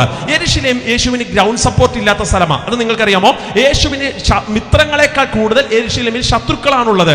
അതുകൊണ്ട് പെസഹായുടെ ദിവസം തമ്പുരാൻ തെരഞ്ഞെടുത്താൽ നാട് മൊത്തവും ഇവിടെ വരുമെന്ന് മാത്രമല്ല, യേശു പോയി ചെയ്ത അത്ഭുതങ്ങൾ കണ്ടവനും പ്രാപിച്ചവനും എല്ലാം ഇവിടെ വന്നിട്ടുണ്ട്. സ്വാഭാവികമായും ഇവർ യേശുവിനെ കാണുമ്പോൾ ഹോശന പാടാതിരിക്കത്തില്ല. അതുകൊണ്ട് തമ്പുരാൻ ഈ കഴുതപ്പുറത്ത് ഇങ്ങനെ വരിക. ഇതിന്റെ പിറകിൽ ഒരു പശ്ചാത്തലമുണ്ട്. പഴയ നിയമത്തിനകത്ത് ദാവീദിന്റെ പുത്രൻ ശലോമോൻ ഒരിക്കൽ കഴുതപ്പുറത്ത് വരുമ്പോഴാണ് അഭിഷേകത്തിന്റെ തൈലക്കൊമ്പ് അവന്റെ ശിരസിനകത്തൊഴിച്ച് അവനെ രാജാവായി അഭിഷേകം ചെയ്ത് ജയ പാടിയത്. ഇതിനൊരു പൊരുളെന്നതുപോലെ ഇപ്പോൾ ദാവീദിന്റെ ശരിക്കുമുള്ള പുത്രനായ കർത്താവായ യേശു ഇതിനകത്ത് കഴുതപ്പുറത്ത് വരുമ്പോൾ വചനത്തെ ദൃഢനിശ്ചയമുള്ള പ്രമാണം അറിയാവുന്ന സകലരും അവന് ഹോശന്ന പാടുന്നുണ്ട്. ഞാൻ ഈ ഭാഗത്ത് ശാന്തമായിട്ടൊരു ദൂത് പറയാം. ഈ വചനത്തെ നന്നായിട്ട് കണക്ട് ചെയ്യാൻ പറ്റുന്നവർക്ക് മാത്രമേ ഒരു നല്ല ആമയും പറയാൻ പറ്റത്തുള്ളൂ. അല്ലാത്തവർക്ക് ഇതെല്ലാം ഇങ്ങനെ അന്താളിപ്പോടെ അവരിയ്ക്കുന്നത്. എന്തു വാസ്തു ഈ പറയുന്നേ? കണ്ടോ, ഇതിനകത്ത് ഇരിക്കുന്നവരെ ചിലരെ കണ്ടിട്ടില്ലേ? ഒരു പിടുത്തവും ഇതുവരെയും കിട്ടിയിട്ടില്ല, എന്തു ഒരു കണക്ഷൻ പോലും. പക്ഷെ വചനം കണക്റ്റഡ് ആകുന്നവർക്കറിയാം ആ പറഞ്ഞു വരുന്നതിന്റെ സാരാംശം എന്താണെന്ന്. അങ്ങനെ യേശുവിന് ഇങ്ങനെ ഹോശന്ന പാടി വരുമ്പോ ഈ സകല ഹോശന്ന പാടുന്നവരുടെ മനസ്സിനകത്ത് ഒരു ചിന്തയുണ്ട്. ചരിത്രം ആവർത്തിക്കാൻ പോകുന്നു. ഏത് ചരിത്രം? മോശയുടെ കാലത്തിന്റെ ചരിത്രം ആവർത്തിക്കാൻ പോകുന്നു. അതെങ്ങനെ? മോശയുടെ കാലഘട്ടത്തിനകത്ത് മിസ്രൈമിന്റെ കുരുക്കിൽ ഞങ്ങളുടെ പിതാക്കന്മാർ പെട്ടുപോയിരുന്നു. ആ കുരുക്കിൽ നിന്ന് നിന്നും ആമേൻ മോശ മുഖാന്തരമാ വാഗ്ദത്ത നാട്ടിലേക്ക് ഞങ്ങളുടെ അപ്പന്മാർ എത്തിയത്. അതിന്റെ ചരിത്രമായി ആവർത്തിക്കാൻ പോകുന്നത് അതെങ്ങനെയാ? ഇപ്പോൾ യേശു എന്ന് പറയുന്ന 30 വയസ്സുള്ളവൻ നാട് മൊത്തം നടന്ന് അത്ഭുതം ചെയ്യുന്നവനാ. അവനെ കാണുമ്പോഴേ അറിയാം അവനാണ് നാടിനെ രക്ഷിക്കാൻ വന്ന രാജാവ് എന്ന് പറയുന്നത്. ഇപ്പോൾ അവൻ കഴുതപ്പുറത്ത് വരികയും ചെയ്യുന്നുണ്ട്. അങ്ങനാണെങ്കിൽ യെരുശലേം എന്ന് പറയുന്നത് റോമൻ ഭരണത്തിന്റെ അധീനതയ്ക്കകത്ത് പെട്ടുപോയ ഒരു കിരാതനമായ ഭരണത്തിനകത്താണ് യെരുശലേം ഇപ്പോൾ നിൽക്കുന്നത്. ഈ ഭരണ സംവിധാനത്തിൽ നിന്ന് രക്ഷപ്പെടാൻ അവൻ ആവോളം കിടപടഞ്ഞ് അധ്വാനിക്കുന്നുണ്ട്. പക്ഷേ ഇവർക്ക് രക്ഷപ്പെടാൻ പറ്റാതിരിക്കുമ്പോൾ 33.5 വയസ്സുള്ളവൻ ഇപ്പൊ എന്തേണ്ടേ കഴുതപ്പുറത്ത് വരുന്നു. നാടിനകത്ത് സകലരും വചനത്തെ അറിയാവുന്നവർ മനസ്സിലാക്കി ഇപ്പോൾ മോശയുടെ കാലത്തിന്റെ ചരിത്രം ആവർത്തിക്കും. അവൻ ഈ കഴുതപ്പുറത്ത് നിന്ന് താഴേക്ക് ഇറങ്ങി വന്ന ഒലിവുമലയുടെ ഇറക്കമിറങ്ങി താഴേക്ക് ഇറങ്ങി വന്ന് നിൽക്കുന്ന ഭാഗത്ത് 2 വഴികൾ തിരിയുന്നുണ്ട്. ഒന്നാമത്തത് വലത്തോട്ടും രണ്ടാമത്തത് ഇടത്തോട്ടും. ജനം മുഴുവനും ഹോശന്ന പാടിയവർ പറഞ്ഞു അവൻ വലത്തോട്ട് ഇപ്പൊ പോകും. അതെന്താ വലതു ഭാഗത്തിന്റെ പ്രത്യേകത പറയാം. ഈ ഇറക്കമിറങ്ങി താഴേക്ക് ഇറങ്ങി വരുമ്പോ വലതു ഭാഗത്തിന്റെ പ്രത്യേകത അവിടെയാണ് റോമൻ ഭരണത്തിന്റെ സാമ്രാജ്യം അവൻ തമ്പടിച്ചിരിക്കുന്നത്, പട്ടാള ക്യാമ്പുള്ളത്. അവിടെ ഇപ്പൊ യേശു കഴുതപ്പുറത്ത് ചെല്ലും, വാളുകൊണ്ട് വെട്ടിമാരെയെല്ലാം നശിപ്പിക്കും, നമ്മളെ രക്ഷിക്കും. ചരിത്രം ആവർത്തിക്കാൻ പോവാ. ജനമെല്ലാം ഇതിങ്ങനെ പ്രതീക്ഷിച്ചിരിക്കുമ്പോ യേശു ഇറക്കമിറങ്ങി വന്ന് വലത്തോട്ട് വണ്ടി പിടിക്കാതെ ഇൻഡിക്കേറ്റർ ഇടത്തോട്ട് വെച്ച് പിടിച്ചു. നാടിനകത്ത് മുഴുവനും ആശങ്ക ജനിച്ചു. അതെന്നാ സംഭവം? ഇടത്തോട്ട് എന്തിനാ യേശു പോയെ? ഇടത്തെന്താണെന്നറിയാമോ? വലതു ഭാഗത്ത് റോമൻ ഭരണത്തിന്റെ അധീനതയുടെ പട്ടാള ക്യാമ്പാണെങ്കിൽ ഇടത്തേക്ക് പോകുന്ന റോഡെന്ന് പറയുന്നത് ടെമ്പിളാണ്. ഏത് ടെമ്പിൾ? യെരുശലേമിന്റെ ആലയമാണ് അവിടെ സ്ഥിതി ചെയ്യുന്നത്. അവിടെ കർത്താവ് അങ്ങോട്ട് കയറി ചെന്നിട്ട് ആ പൊൻവാണിഫക്കാരുടെ മേശകളെല്ലാം കൂടെ വലിച്ച് താഴെയിട്ട് തമ്പുരാൻ തന്റെ അധികാരത്തെ വെളിപ്പെടുത്താൻ തുടങ്ങി. നാട് മുഴുവനും ആശങ്കയോടിരിക്കുക. ഇവനിപ്പോ എന്നാ പറ്റി? ഇവൻ അവിടെ പോയി ശത്രുക്കളെയല്ലേ വെട്ടേണ്ടത്? നമ്മുടെ ആലയത്തിൽ വന്ന് ഈ കൊളരുതായ്മ കാണിക്കുന്നത് യേശു എന്തെന്ന് മനസ്സിനകത്ത് ചിന്തിച്ച ജനത്തിന് സംശയങ്ങൾ വരാൻ തുടങ്ങി. ഇന്ന് രാത്രി ഒരു സുവിശേഷകൻ എന്ന രീതിയിൽ 2026 പെന്തക്കോസിന്റെ ചരിത്രം മനസ്സിലാക്കുന്ന ഒരു സാധാരണ ദൈവദാസൻ എന്ന രീതിയിൽ എന്റെ ഹൃദയത്തിന്റെ ഭാഷയിൽ ഞാൻ ഒരു ദൂത് ഇന്ന് രാത്രി പറയാം. യേശു ഒരു ജനത്തെ രക്ഷിക്കണമെങ്കിൽ, യേശു ഒരു വീട് രക്ഷിക്കണമെങ്കിൽ, യേശു ഒരു നാട് രക്ഷിക്കണമെങ്കിൽ, യേശു ഒരു വ്യക്തിയെ രക്ഷിക്കണമെങ്കിൽ ആദ്യം തമ്പുരാൻ ശത്രുവിനെ അല്ല തൊടുന്നേ, ആദ്യം നിന്റെ അകത്തൊരു ശുദ്ധീകരണം ആ ദൈവം വരുത്തുന്നത്. മനസ്സിലാക്കുന്നവർക്കായി ദൈവത്തിന് സ്തോത്രം ചൊല്ലുന്നു. ഈ രാത്രി യോഗത്തിനകത്തിരിക്കുന്ന ആരെങ്കിലും പറയുന്നുണ്ടോ അപ്പുറത്തെ സൂസിയെ വെട്ടണേ, ഇപ്പുറത്തെ മറിയാമെ വെട്ടണേ, അപ്പുറത്തെ ജോർജിനെ വെട്ടണേ? തമ്പുരാൻ അതൊന്നും ചെയ്യത്തില്ല. അങ്ങനെ നിങ്ങൾ പറയുന്നത് പോലെ അപ്പുറത്തെ ശത്രുവിനെ വെട്ടാനല്ല യേശു ഇന്ന് രാത്രി ഇറങ്ങി വരുന്നത്. പകരം നിന്റെ അകത്ത് ദൈവപ്രവൃത്തിക്ക് തടസ്സമായി നിൽക്കുന്ന ആ അശുദ്ധിയെ ഇന്ന് രാത്രി ഒന്ന് കഴുകിക്കളഞ്ഞിട്ട് നിന്റെ അകത്തുള്ള പൊൻവാണിഫക്കാരുടെ മേശകളെ, നിന്റെ അകത്തുള്ള ചില വേണ്ടാത്ത കച്ചവടങ്ങളെ, ചില വേണ്ടാത്ത ബിസിനസ്സുകളെ, ചില വേണ്ടാത്ത പാപത്തിന്റെ ആസക്തികളെ, ചില വേണ്ടാത്ത സെക്ഷൽ ഇമ്മോറാലിറ്റികളെ, ചില വേണ്ടാത്ത ലൈംഗിക പാപങ്ങളെ എല്ലാം തമ്പുരാൻ ഇന്ന് രാത്രി വലിച്ചു ദൂരെ കളഞ്ഞ് ദേശത്തിനകത്തൊരു ശുദ്ധീകരണം വരുത്തുമെന്ന് പറഞ്ഞാൽ വിശ്വസിക്കുന്നവർക്കായി നന്ദിയോടെ ദൈവത്തിന് സ്തോത്രം ചൊല്ലുന്നു. ഇന്ന് രാത്രി റാന്നി ദേശത്തിനകത്ത് തിങ്ങിപ്പാർക്കുന്ന സാധുക്കളും സാധാരണക്കാരുമായ പ്രിയപ്പെട്ടവരെ, നിങ്ങളുടെ ഒരു കുഞ്ഞുമകൻ എന്ന രീതിയിൽ ഞാൻ പറയാം, ജീവനുള്ള ദൈവം നിന്റെ അകത്തൊരു പ്രവൃത്തി ചെയ്യാൻ ആദ്യം ചെയ്യുന്ന കാര്യം നിന്റെ അകത്തൊരു ശുദ്ധി വരുത്തുന്നത് തന്നെയാണ്. നിന്റെ അകത്ത മ്ലേശതകളെ ഇന്ന് രാത്രി എടുത്തു കളയുന്നത് തന്നെയാ. നിന്റെ അകത്ത് കയറിയ ചില പാപത്തിന്റെ സീഡുകളെ അവൻ ഇന്ന് രാത്രി പൊട്ടിച്ചു മാറ്റുന്നത് അവന്റെ ഏറ്റവും വലിയ പ്രവൃത്തി എന്ന് പറയുന്നത് വിശ്വസിക്കുന്നവർക്കായി ദൈവത്തിന് സ്തോത്രം ചൊല്ലുന്നു. അതുകൊണ്ടാണ് ബൈബിൾ പറയുന്നത് ശുദ്ധീകരണം ഇല്ലാതെ ദൈവത്തെ കാണാൻ നമുക്ക് എന്ത് ചെയ്യത്തില്ല, പറ്റത്തില്ലെന്ന് വേദപുസ്തകം പറയുക. മനസ്സിലാകുന്നുണ്ടോ സഹോദരങ്ങളെ? അപ്പൊ യേശു വലത്തോട്ട് പിടിക്കാതെ ഇടത്തോട്ട് ചെന്ന് പൊൻവാണിഫക്കാരുടെ മേശകളെ എല്ലാം കീഴ്മേൽ മറിച്ചിട്ടു. ഇനി എൻ്റെ ഒരു കുഞ്ഞു സംശയം, ആമേൻ ദൈവദാസന്മാരെ, യേശു ഈ മേശ എന്താ മറിച്ചിട്ട് ഇവിടെ എന്താ ഈ സംഭവിക്കുന്നത്? യേശു എന്തിനാ ഈ പൊൻവാണിഫക്കാരുടെ മേശ എന്നല്ലേ ബൈബിളിൽ കിടക്കുന്നത്? എന്താ ഈ പൊൻവാണിഫക്കാരുടെ മേശ? ശ്രദ്ധിച്ചു കേട്ടോളാം. ഈ യെരുശലേമിനകത്ത് ഞാൻ ഓൾറെഡി പറഞ്ഞു 3 ഉത്സവങ്ങൾക്കാണ് നാട് മൊത്തം കൂടി വരുന്നത്. അങ്ങനെ പറയുമ്പോൾ പിടികിട്ടുന്നുണ്ടെന്ന് എനിക്കറിയത്തില്ല. കോട്ടേജ് മീറ്റിങ്ങിന് എല്ലാവരും പോവാറില്ല. ഒരു സ്വത്രം പറഞ്ഞേ ഇല്ല. ഒരു പക്ഷേ സഭാ കൺവെൻഷന് പകുതി പേരൊക്കെ പോവും. ചേർന്നൊരു ഹല്ലേലൂയ പറഞ്ഞേ. സ്തോത്രം. കുമ്പനാട് കൺവെൻഷൻ എല്ലാവരും അത്രേ ഉള്ളൂ പരിപാടി. സ്തോത്രം. എന്ന് വെച്ച് കഴിഞ്ഞാൽ ലോക്കൽ മീറ്റിങ്ങിന് എല്ലാവരും പോകാറില്ല. പക്ഷെ 3 ഉത്സവങ്ങൾ ഇവരുടെ പ്രധാനപ്പെട്ട 3 ഉത്സവങ്ങളാണ്. അതിന് നാട് മൊത്തം എവിടെ ഉണ്ടെങ്കിലും അന്ന് യെരുശലേമിൽ കൂടി വരാറുണ്ട്. അത് അവരുടെ ഡിസ്ട്രിക്ട് കൺവെൻഷൻ എന്നാണോ പറയുന്നത്? അങ്ങനെയല്ല പറയുന്നത്, അവരുടെ മെഗാ കൺവെൻഷൻ അത്. അതിനകത്ത് എല്ലാവരും കൂടി വരാറുണ്ട്.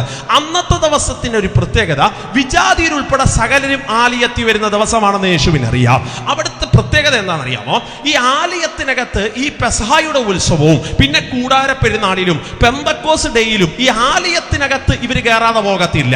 ആമേൻ, സ്തോത്രം. എന്ന് വെച്ചാൽ ഈ ഒരിക്കലും പള്ളി കയറാത്ത അച്ഛൻ ക്രിസ്മസിന് പള്ളി കയറും. ഒരു ഹല്ലേലൂയ പറഞ്ഞേ. സ്തോത്രം. അതങ്ങനെ ഈ പൊതുവെ കണക്റ്റഡ് ആകുന്ന ദൂത് പറയുമ്പോൾ നമ്മൾ സൈലന്റ് ആയി പോകും. അതങ്ങനെ, അതും അറിയാലോ, പൾസ് അറിയാലോ. സ്തോത്രം.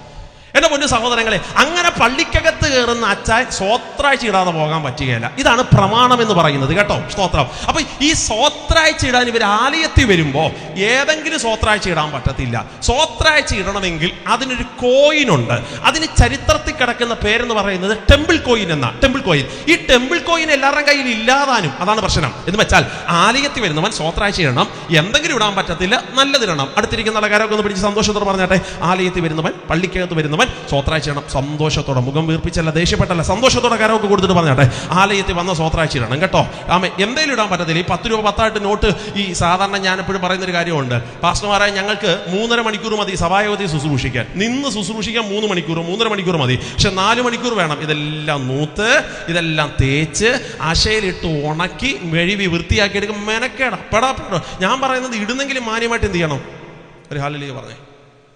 നിങ്ങൾക്കൊരു നിയമം അറിയാമോ? നോട്ട് മടക്കാൻ പാടില്ല. അറിയാമോ? നിയമം അറിയാമോ?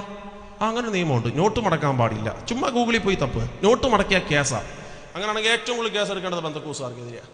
അമ്മാതിരി ചുരുട്ടല്ല നമ്മൾ ചുരുട്ടുന്നത്. ഒരു സ്വതന്ത്രം പറഞ്ഞേ, വിട്ടേക്കാം, നമ്മുടെ ചിന്തയല്ല. സ്തോത്രം. ഓക്കെ. അപ്പൊ ഇതെവിടെ എന്തെങ്കിലും പൈസ ഇടാൻ പറ്റത്തില്ല. ടെമ്പിൾ കോയിൻ എന്ന് പറയുന്ന ഒരു കോയിൻ ഉണ്ട്. അച്ഛാ, ഈ കോയിൻ എല്ലാവരുടെയും കയ്യിലില്ല. ഈ കോയിൻ കിട്ടണമെങ്കിൽ ഇതിനേക്കാൾ 10 മടങ്ങ് മൂല്യമുള്ള ലോക്കൽ മണി ഇവർ കൊടുക്കണം. ലോക്കൽ മണി കൊടുക്കുമ്പോൾ ഒരു ടെമ്പിൾ കോയിൻ കൊടുക്കും. ആ ടെമ്പിൾ കോയിനെ ഇവർ ആലയത്തിൽ കൊണ്ടുവന്നിടുന്നത്. അതിന്റെ കച്ചവടമായി ഈ അരങ്ങ് തകർക്കുന്നത് തീർന്നില്ല. ഈ യെരുശലേമിനകത്ത് വരുന്നവൻ യാഗാർപ്പണം നടത്തണം. പ്രശ്നം എന്താണെന്ന് ചോദിച്ചാൽ, ഇപ്പൊ റാന്നിയിലുള്ളവർക്ക് ഇന്ന് രാത്രിയിൽ ഇവിടെ ഉത്സവം അരങ്ങ് തകർക്കുമ്പോൾ ഒരാട്ടിൻകുട്ടിയുമായിട്ട് വരുന്നതിന് പ്രശ്നമൊന്നുമില്ല. പക്ഷെ കൊട്ടാരക്കരക്കാരൻ ഒരു ആട്ടുംകുട്ടിയൊക്കെ കൊണ്ടുവരിക എന്ന് പറഞ്ഞാൽ മെനക്കെട പണിയല്ലേ. അതുകൊണ്ട് അവൻ ഇങ്ങ് കൈവീശി വരും. എന്നിട്ട് ഇവിടെ വന്നിട്ട് ആടുകളെയും പ്രാവുകളെയൊക്കെ വിൽക്കുന്നവരുണ്ട്. അവരുടെ കയ്യിൽ നിന്ന് ഇത് പൈസ കൊടുത്ത് മേടിച്ച് ഇവിടെ തന്നെ യാഗാർപ്പണം നടത്തി പോകും. എന്ന് വെച്ചാൽ ബൈബിൾ പോലും ഇല്ലാതെ യോഗത്തിൽ പോയി അവിടെ ചെന്നൊരു ബൈബിൾ മേടിച്ച് സന്തോഷത്തോടെ വരും. ഒരു ഹല്ലേലൂയ പറഞ്ഞേ. അത്രേ ഉള്ളൂ. സ്തോത്രം. ഇതാണ് പരിപാടി എന്ന് പറയുന്നത്. ഇതിന്റെ കച്ചവടം അരങ്ങ് തകർക്കുന്ന സ്ഥലമാണ് അവിടെ ആലയത്തിന്റെ അങ്കണം എന്ന് പറയുന്നത്. അച്ഛാ, ഇപ്പൊ അകത്തെ യോഗത്തിന് ആളില്ല, എല്ലാവരും കച്ചവട സ്ഥലത്താ. ഹല്ലേലൂയ. രക്തത്താൽ ജയമെടുക്കുന്നു. അകത്ത് ഭയങ്കര പരിപാടി നടക്കുക, അകത്ത് ഭയങ്കര യാഗാർപ്പണം നടത്തുക. പക്ഷെ അവിടെ ഒന്നും ജനമില്ല. ഇപ്പൊ എല്ലാവരും കച്ചവടം നടക്കുന്ന സ്ഥലത്ത് സ്ക്രാബ് മേടിക്കാൻ, ബൈബിൾ മേടിക്കാൻ, പുസ്തകം മേടിക്കാൻ വമ്പം പരിപാടി നടക്കുക. ഈ പരിപാടി അരങ്ങ് തകർക്കുന്ന സ്ഥലത്ത് യേശു വന്ന് തന്റെ അധികാരത്തെ വെളിപ്പെടുത്തി അതെല്ലാം തമ്പുരാൻ താഴെയിട്ടു. അപ്പൊ എന്റെ ഒരു ചോദ്യം, കർത്താവേ, ഈ ടെമ്പിൾ കോയിൻ ആവശ്യമാണല്ലോ, യാഗത്തിലുള്ള വസ്തു ആവശ്യമാണല്ലോ, ഇത്രയും ദൂരം വരുന്ന ആട്ടിൻകൊറ്റനെ കൊണ്ടുവരാൻ പറ്റത്തില്ലെന്ന് നിനക്കറിയാലോ, പിന്നെ നീ എന്തിനാ അപ്പ ഇതെല്ലാം കീഴ്മേൽ മറിക്കുന്നത്? യേശു പറഞ്ഞു, എന്റെ പ്രശ്നം അതല്ലട മക്കളെ. പിന്നെന്താ പ്രശ്നം? ഈ ആലയത്തിന്റെ അങ്കണത്തില വിജാതിയര് വന്ന് ഭാരമറക്കി വെച്ച് പ്രാർത്ഥിച്ചേച്ചും തിരിച്ചു പോകുന്നത്. അവൻ വിജാതിയവർക്ക് ഒരിക്കലും ആലയത്തിനകത്ത് കയറാൻ പറ്റത്തില്ല. വിജാതിയവർക്ക് എപ്പോഴും ആലയത്തിന്റെ അങ്കണത്തിൽ മാത്രമേ നിൽക്കാൻ പറ്റത്തുള്ളൂ. അപ്പൊ അവരൊന്ന് വന്ന് വർഷത്തിലൊരിക്കൽ ഭാരമറക്കി വെക്കുന്ന സ്ഥലത്താ ഇപ്പൊ കച്ചവടം അരങ്ങ് തകർക്കുന്നത്.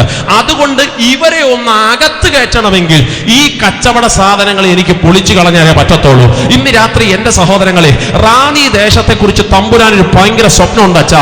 ഈ ദേശത്തിൽ ഇതുവരെ യേശുവിനെ അറിയാത്ത ചിലരെ ഇതിനകത്ത് തമ്പുരാന് കൊണ്ടുകയറ്റണം. അതിന് നമ്മൾ പെടാപ്പാടൊന്നും വേണ്ട, നമ്മൾ കിടന്ന് തൊണ്ടയൊന്നും വലിച്ചു കയറണ്ട. കർത്താവ് അത് ചെയ്യും. ഒരൊറ്റ കാര്യം ചെയ്യാമോ? നമ്മുടെ അകത്തൊരു ശുദ്ധി ഒന്ന് വരുത്താമെങ്കിൽ ദേശത്തിന്റെ 4 ദിക്കിൽ നിന്നും എന്റെ കർത്താവ് വിജാതിയരെ ഇതിനകത്ത് കൊണ്ടുവരും. കർത്താവ് അങ്ങനെ കൊണ്ടുവന്നിട്ടുണ്ട്. ഈ തലമുറയിലും ദൈവം അത് ചെയ്യാൻ വിശ്വസ്തനാണ്. പക്ഷെ ഇതിനകത്ത് അശുദ്ധി കിടക്കുന്നിടത്തോളം കാലം അവർ ഇതിനകത്ത് കയറി വരികയില്ല എന്നുള്ളതൊരു യാഥാർത്ഥ്യം. ഹല്ലേലൂയ പറയാമോ?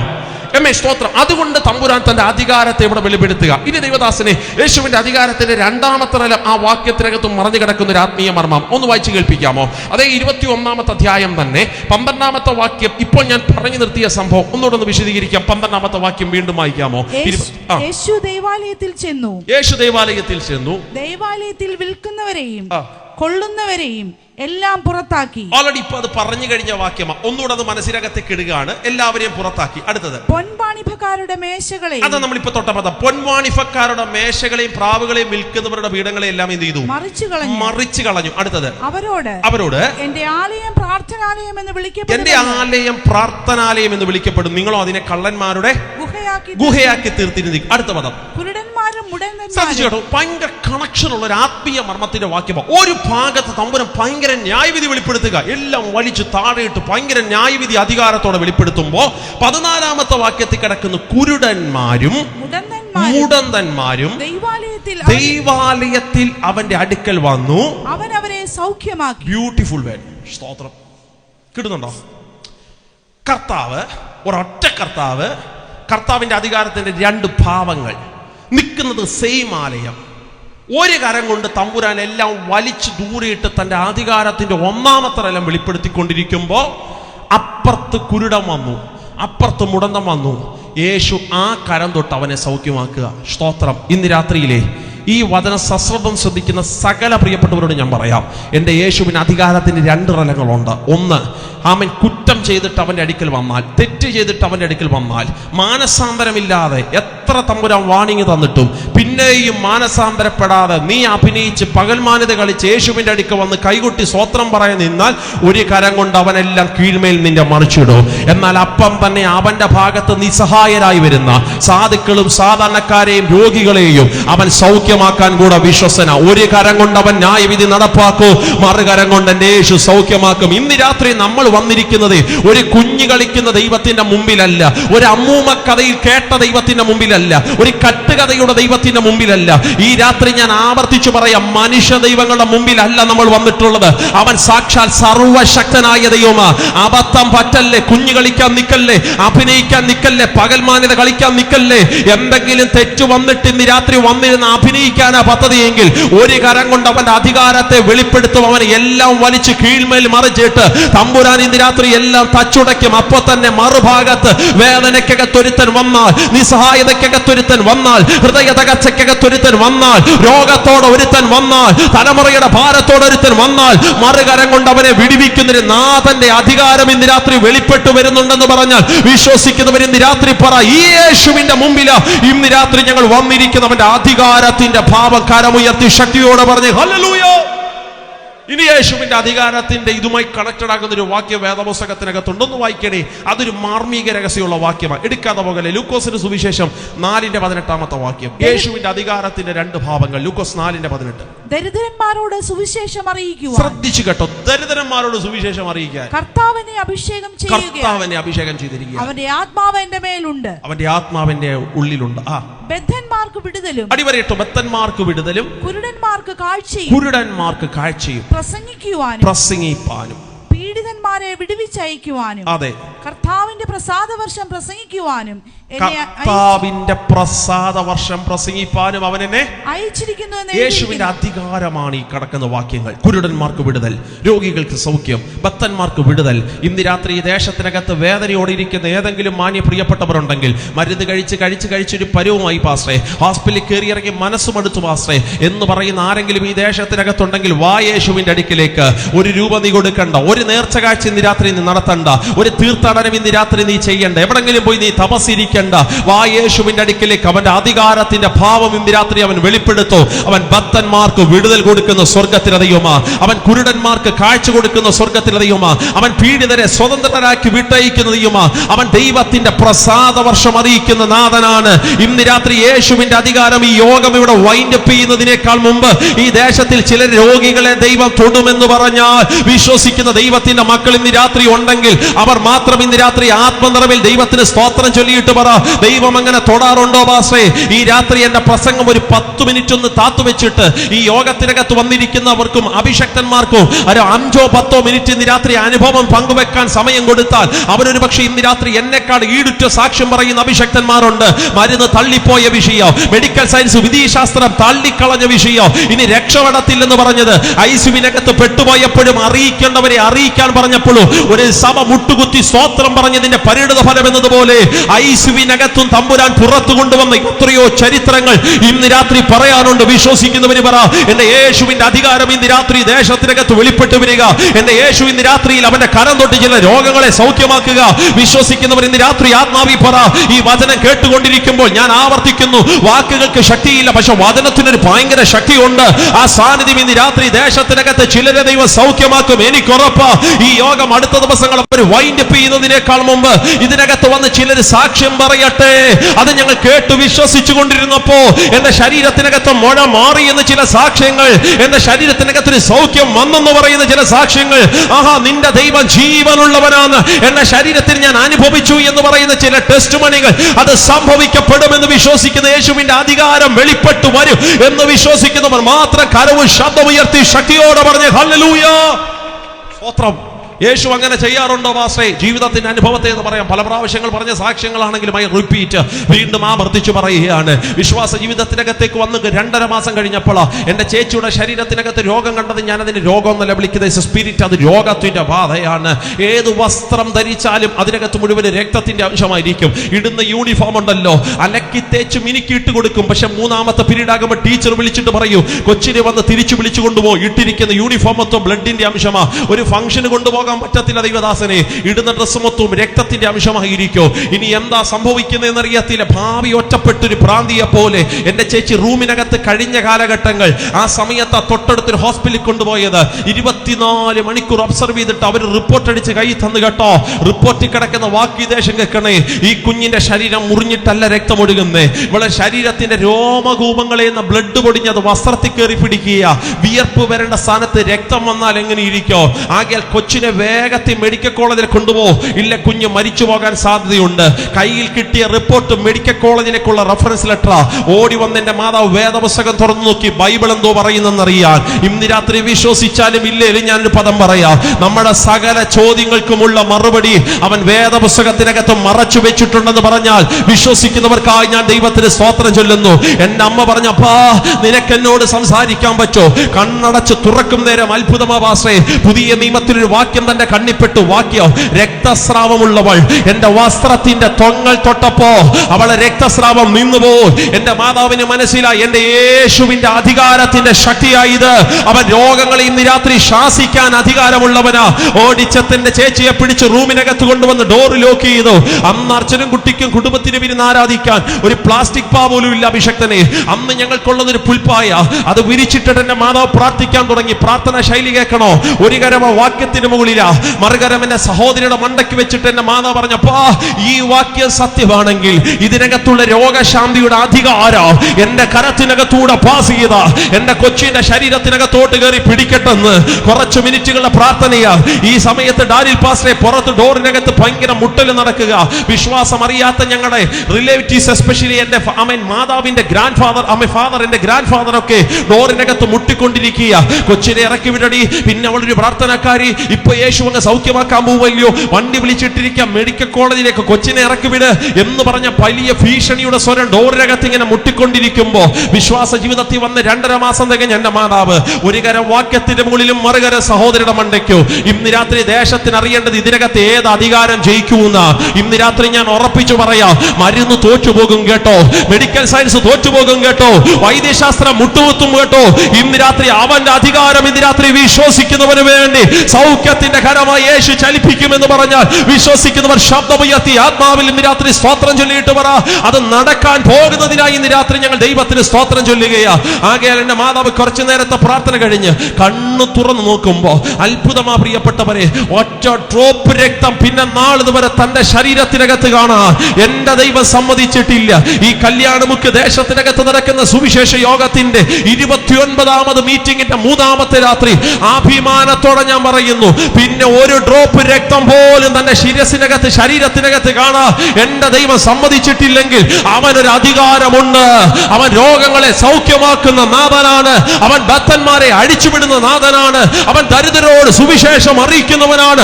അവന്റെ അധികാരം ഇന്ന് രാത്രി ദേശത്തിന്റെ നടുവിൽ സംഭവിക്കേണ്ടതിന് പപ്പായെ ഇന്ന് രാത്രി ഞങ്ങൾ ഹൃദയ തകർച്ചയോടെ പ്രാർത്ഥിക്കുക. ഞങ്ങൾ അറിഞ്ഞ യാഥാർത്ഥ്യം ഈ ദേശമൊന്ന് തിരിച്ചറിയട്ടെ, നിന്റെ അധികാരം ഈ ദേശമൊന്ന് അറിയട്ടപ്പോ.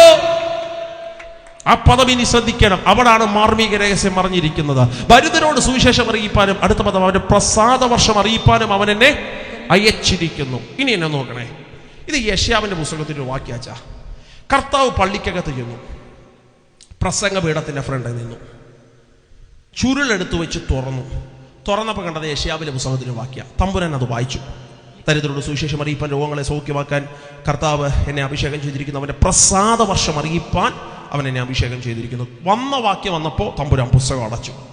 അത് തിരിച്ച് ശുശ്രൂഷകന്മാരുടെ കയ്യിൽ ഏൽപ്പിച്ചിട്ട് യേശു പോയിരുന്നിട്ട് പറഞ്ഞു, അതെ ഇന്ന് ഇത് വായിച്ചുകൊണ്ട് ഈ തിരുവെഴുത്തിന് നിവർത്തി വന്നു. എൻ്റെ കൊച്ചു ചോദ്യം, യെശയ്യാവിൻ്റെ പുസ്തകത്തിൽ ഈ വാക്യം ഇങ്ങനാണോ? ആണെന്നോ അല്ലെന്നോ? അല്ല. സ്തോത്രം. പിന്നെ യേശയ്യാവിന്റെ പുസ്തകത്തിൽ ആ വാക്യം എങ്ങനെ ആന്റി ഒന്ന് വായിച്ചേ? 61 എളിയവരോട് സദ്വർത്തമാനം ഘോഷിപ്പാൻ അത് ലൂക്കോസ് പറഞ്ഞു. എളിയവരോട് സ്വവർത്തമാനം പ്രസംഗിക്കാനും യഹോവ എന്നെ അഭിഷേകം ചെയ്തിരിക്കുന്നു അതും ലൂക്കോസ് പറഞ്ഞു. അടുത്തത്, യഹോവയായ കർത്താവിന്റെ ആത്മാവ് എന്റെ മേലിരിക്കുന്നു, ഓക്കേ. ഹൃദയം തകർന്നവരെ മുറിവ് കെട്ടുവാനും തടവുകാർക്ക് വിടുതലും ബദ്ധന്മാർക്ക് സ്വാതന്ത്ര്യം. അതല്ല ലൂക്കോസ് പറഞ്ഞു, ബദ്ധന്മാർക്ക് വിടുതലും അറിയിപ്പാനും യഹോവയുടെ പ്രസാദവർഷവും. അതും ലൂക്കോസ് പറഞ്ഞു, യഹോവയുടെ പ്രസാദവർഷം അറിയിപ്പാനും നമ്മുടെ ദൈവത്തിന്റെ പ്രതികാര ദിവസവും. എന്തോ? നമ്മുടെ ദൈവത്തിന്റെ പ്രതികാര ദിവസവും. നമ്മുടെ ദൈവത്തിന്റെ പ്രതികാര ദിവസവും പ്രസിദ്ധമാക്കുവാനും ദുഃഖിതന്മാരെ ഒക്കെയും ആശ്വസിപ്പിക്കാനും. ആ വാക്ക് മാത്രം യേശു എന്ത് ചെയ്തില്ല? വായിച്ചില്ല. സ്തോത്രം. നിങ്ങളൊന്ന് ചിന്തിച്ചേ. നമ്മൾ ഈ കുടുംബ പ്രാർത്ഥനയ്ക്കൊക്കെ പണ്ടത്തെ അപ്പച്ചന്മാർ പറയുന്നത് ഞാൻ കേട്ടിട്ടുണ്ട്, കണ്ടിട്ടില്ല. ഞങ്ങളുടെ വീട്ടിൽ അങ്ങനെ ഒന്നും ഉണ്ടായിട്ടില്ല. പ്രസംഗിക്കുമ്പോൾ അപ്പച്ചന്മാർ പറയുന്നത് കേട്ടിട്ടുണ്ട്. ഈ ബൈബിൾ മൊത്തം വായിച്ചില്ലെങ്കിൽ കഞ്ഞി എന്ത് ചെയ്യത്തില്ല, തരാത്തൊരു കാലഘട്ടം ഉണ്ടായിരുന്നു. ഇന്ന് അതൊന്നും ഇല്ല കേട്ടോ. സ്തോത്രം. ഇന്ന് അതൊന്നും ഇല്ല. പക്ഷെ സങ്കീർത്തനം മൊത്തം വായിക്കാതെ കഞ്ഞി തരത്തില്ല. ഇന്ന് പിള്ളേർ പിന്നെ ഓടിച്ച് വായിച്ച് അവിടെ ഇവിടെയൊക്കെ കുറിയെ വായിച്ച് അധ്യായം പാതി വഴിയിൽ വെച്ച് അവസാനിപ്പിച്ച് ആമയും പറഞ്ഞ് അവസാനിപ്പിക്കുന്ന സീസണാണല്ലോ. അങ്ങനെ യേശു കർത്താവ് ഈ വാക്യം വായിച്ചപ്പോൾ പകുതി വെച്ച് വായിച്ചിട്ട് നിർത്തി. ഒരു പദം മാത്രമേ യേശു വായിച്ചില്ല. അതേതോ വാക്ക്? അവന്റെ പ്രതികാര ദിവസം അറിയിപ്പാൻ അവൻ എന്നെ അഭിഷേകിച്ചു. ആ വാക്ക് മാത്രമേ യേശു എന്ത് ചെയ്തില്ല?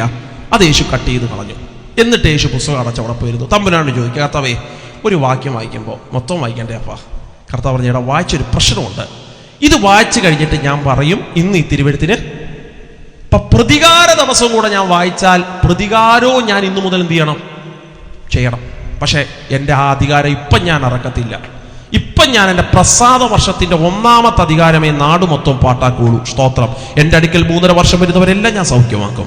ആരൊക്കെ വന്നാലും ഞാൻ അവരെ സ്വാതന്ത്ര്യത്തോടെ വിട്ടയക്കും. യേശുവിൻ്റെ അടുക്കൽ ആരൊക്കെ വന്നിട്ടുണ്ടോ 3.5 വർഷം അവരെ ഒന്നും തമ്പുരാൻ തൊടാതെ വിട്ടിട്ടില്ല. കാരണം പ്രസാദ വർഷം മാത്രം 1ാമത്തെ അധികാരമേ യേശു അവിടെ തുറന്നിട്ടുള്ളൂ. അപ്പൊ ഞാൻ ചോദിച്ചു, പ്രതികാരമോ? അത് ചെയ്യത്തില്ലേ? തമ്പുരാൻ പറഞ്ഞു അത് ചെയ്യും. അതിപ്പോഴല്ല, 3.5 വർഷമല്ല, അത് ചെയ്യുന്നൊരു കാലമുണ്ട്. ഇനി അടുത്ത പദം ഈ ദേശം ഒന്ന് ചെവി തുറന്ന് കേൾക്കണേ. നാളിതുവരെയും സത്യത്തിൽ തമ്പുരാന്റെ പ്രതികാരം ദൈവം നടത്തിയിട്ടില്ല കേട്ടോ. സ്തോത്രം. പക്ഷെ കൃപയുടെ വാതിൽ അടയാൻ പോയി. കൃപയുടെ വാതിൽ അടയാറായി. ഇനി ഒരു സീസൺ നമുക്കുണ്ടോ? എനിക്കറിയാൻ പാടില്ല. ഒത്തിരി കൈകൊടിപ്പിച്ച് ഒത്തിരി ആമയും പറഞ്ഞ് ദൂതും പറഞ്ഞ് അവസാനിപ്പിക്കാത്തതെന്നറിയാമോ? കാലങ്ങൾ കഴിയാറായി. ഈ വാതിൽ അടയ്ക്കാറായി. ഇനി അവന്റെ പ്രതികാരത്തിന്റെ ഭാവം അവൻ ഇറങ്ങി വരുന്നേ. ഇനി സമയമില്ല മമ്മിമാരെ, പപ്പമാരെ, ഇനി നമുക്ക് സമയമില്ല. അവൻ പ്രസാദം നിർത്തിയിട്ട് അവന്റെ പ്രതികാരം തുടങ്ങുന്നതിനേക്കാൾ മുമ്പ് നമുക്ക് ഈ പെട്ടകത്തിനകത്ത് ഓടി ഇന്ന് രാത്രി കയറണം. എത്ര പേർ ഇന്ന് രാത്രി പറയും, ഞാൻ മാത്രം കയറിയാ പോരാ, എന്റെ തലമുറയും ഇന്ന് രാത്രി ഇതിനകത്ത് കയറണം. അവൻ പ്രതികാരം നടത്താൻ തുടങ്ങിയാൽ റാന്നി ദേശം ഇന്ന് രാത്രി ചെവി തുറന്ന് കേട്ടോ. മനുഷ്യനായി ഉലക ചരിത്രത്തിൽ പിറന്ന ഒരുവനും അവന്റെ മുമ്പിൽ മുട്ടിടിക്കാതെ നിൽക്കാൻ പറ്റത്തില്ല. അവൻ ഇന്ന് പാപത്തോടെ ഇറങ്ങി വന്നിട്ടില്ല കേട്ടോ. ഇന്ന് യേശുവിനെതിരെ നീ ട്രോൾ അഴിച്ചു വിടുന്നതും ആമേൻ പ്രാർത്ഥിക്കുന്നവരെതിരെ നീ കളിയാക്കുന്നതും ഒക്കെ യേശു മിണ്ടാതിരിക്കുന്നെങ്കിൽ നീ ചിന്തിക്കരുത്. അവൻ എന്നും ഇങ്ങനെ അമ്മൂമ്മ കളിച്ചുകൊണ്ട് കുട്ടി കളിച്ചുകൊണ്ട് അവിടെ ഇരിക്കുമെന്ന് നീ ചിന്തിക്കണ്ട. അവനൊരു പ്രതികാര ദിവസമുണ്ട് ദേശമേ. അവനൊരു പ്രതികാര ദിവസമുണ്ട്. അവൻ അതുമായി ഇറങ്ങി വരുന്നതിനേക്കാൾ മുമ്പ് സംഭവിച്ചു പോയ സകല അബദ്ധങ്ങളെയും ദൈവരാന്റെ സന്നിധിയിൽ ഇന്ന് രാത്രി ക്ഷമ ചോദിച്ച് പ്രാർത്ഥിക്കാമെങ്കിൽ അവന്റെ ന്യായവിധി ദിവസത്തിനകത്ത് നീ അകപ്പെട്ടു പോകത്തില്ല. വിശ്വസിക്കുന്ന എത്ര ദൈവത്തിന്റെ മക്കൾ ഇന്ന് രാത്രി ദേശത്തിനകത്തുണ്ട്. നീ വേണമെങ്കിൽ ആരോട് വേണമെങ്കിലും കുറ്റം പറഞ്ഞു, നീ ആരെ വേണമെങ്കിലും കളിയാക്കിക്കോ. ദയവായിട്ട് പരിശുദ്ധാത്മാവിനെതിരെ മാത്രം മിണ്ടാൻ നിൽക്കല്ലേ. അവന്റെ പ്രതികാരവുമായി അവൻ ഇറങ്ങി വരുന്നുണ്ട്. നീ വേറെ എന്തിനു വേണമെങ്കിലും ട്രോൾ ഉണ്ടാക്കി കളിച്ചോ, പക്ഷെ ഇതിനെ മാത്രം തൊട്ട് കളിക്കാൻ നിൽക്കല്ലേ. പാസ്റ്റർമാരെ വേണമെങ്കിലും പറഞ്ഞു ക്ഷമിച്ചേക്കാം, പക്ഷെ പരിശുദ്ധാത്മാവിനെതിരെ മിണ്ടാൻ നിൽക്കല്ലേ അച്ഛാ. അവന്റെ പ്രതികാരവുമായി അവൻ ഇറങ്ങി വരുന്നുണ്ട്. വിശ്വസിക്കുന്നവർക്കായി സ്തോത്രം. അന്ന് ആകാശ കൊടിമുഴക്കത്തോടെ മാറിപ്പോകൂ. അന്ന് ഭയങ്കര ന്യായവിധിയുടെ കരം ചലിക്കപ്പെടൂ. അന്ന് വെള്ളം കിട്ടാതെ മനുഷ്യൻ ഇവിടെ പെടാപ്പാട് നടത്തൂ. അന്ന് മരണത്തിനു വേണ്ടി മനുഷ്യൻ കൊതിക്കൂ. ഒന്ന് ചത്താ മതി എന്ന് ചിന്തിക്കൂ.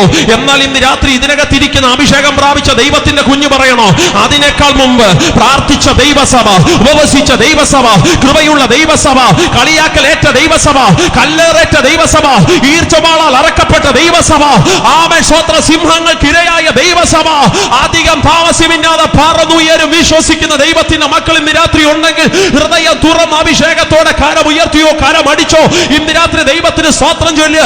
അവന്റെ പ്രതികാരം സംഭവിക്കുന്നതിനേക്കാൾ മുമ്പ് ദൈവസഭ ഇവിടുന്ന് പറന്നുയരുമേ.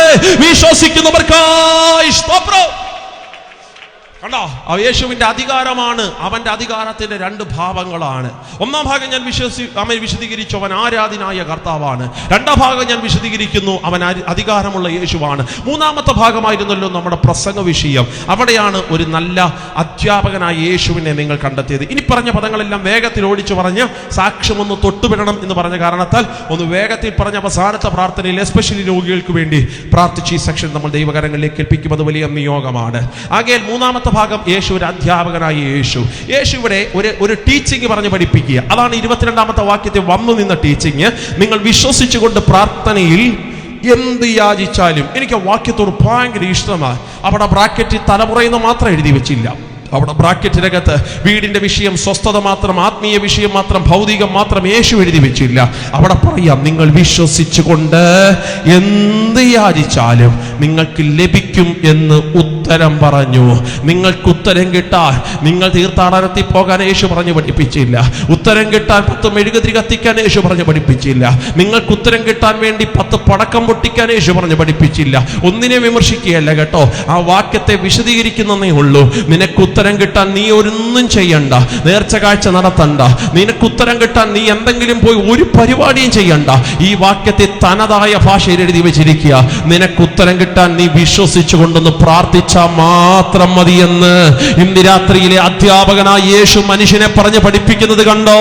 നിനക്ക് ഉത്തരം കിട്ടാൻ നീ ചോദിക്കുന്ന വിഷയത്തിനകത്ത് കരം ചലിക്കാൻ നിനക്കൊന്ന് വിശ്വസിക്കാവോ എന്ന യേശു ഇന്ന് രാത്രി ചോദിക്കുന്നത്. ഈ ദേശത്തിൽ ഇരിക്കുന്ന വീടുകൾക്കകത്ത്, വീതികൾക്കകത്ത്, തെരുവോരങ്ങൾക്കകത്ത്, ഈ ശബ്ദങ്ങൾ കേൾക്കുന്ന കടകമ്പോള കച്ചവട സ്ഥാപനങ്ങൾക്കകത്ത് വർക്ക് ചെയ്യുന്ന എത്ര സഹോദരങ്ങൾ പറയൂ, ഞാൻ ഇന്ന് രാത്രി വിശ്വസിക്കുന്നു.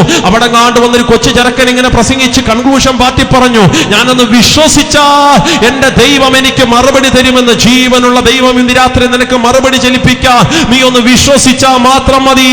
കരമൊന്ന് ഉയർത്തി ശക്തിയോടെ ദൈവത്തിന് ഹല്ലേലൂയ പറയാമോ? ഒന്ന് വിശ്വസിച്ചാൽ മാത്രം മതി ബ്രദറെ. 1 രൂപ കൊടുക്കണ്ട. യേശു അത്ഭുതങ്ങളുടെ ദൈവമാണ്. യേശു പറഞ്ഞു പഠിപ്പിക്കുന്നു. അവനൊരു നല്ല അധ്യാപകനായതുകൊണ്ട് പറയുക, വിശ്വസിച്ചുകൊണ്ട് പറഞ്ഞാൽ. ഈ സംഭവം ഒന്ന് പറയാൻ വേണ്ടി ഈ യേശു ഒരു ഡെമോൺസ്ട്രേഷൻ ചെയ്യുന്ന ഭാഗമാണ് അത്തിയുടെ സംഭവം. ഇവിടെയാണ് നമ്മുടെ പ്രസംഗത്തിന്റെ പ്രധാന ഭാഗം കിടക്കുന്നത്.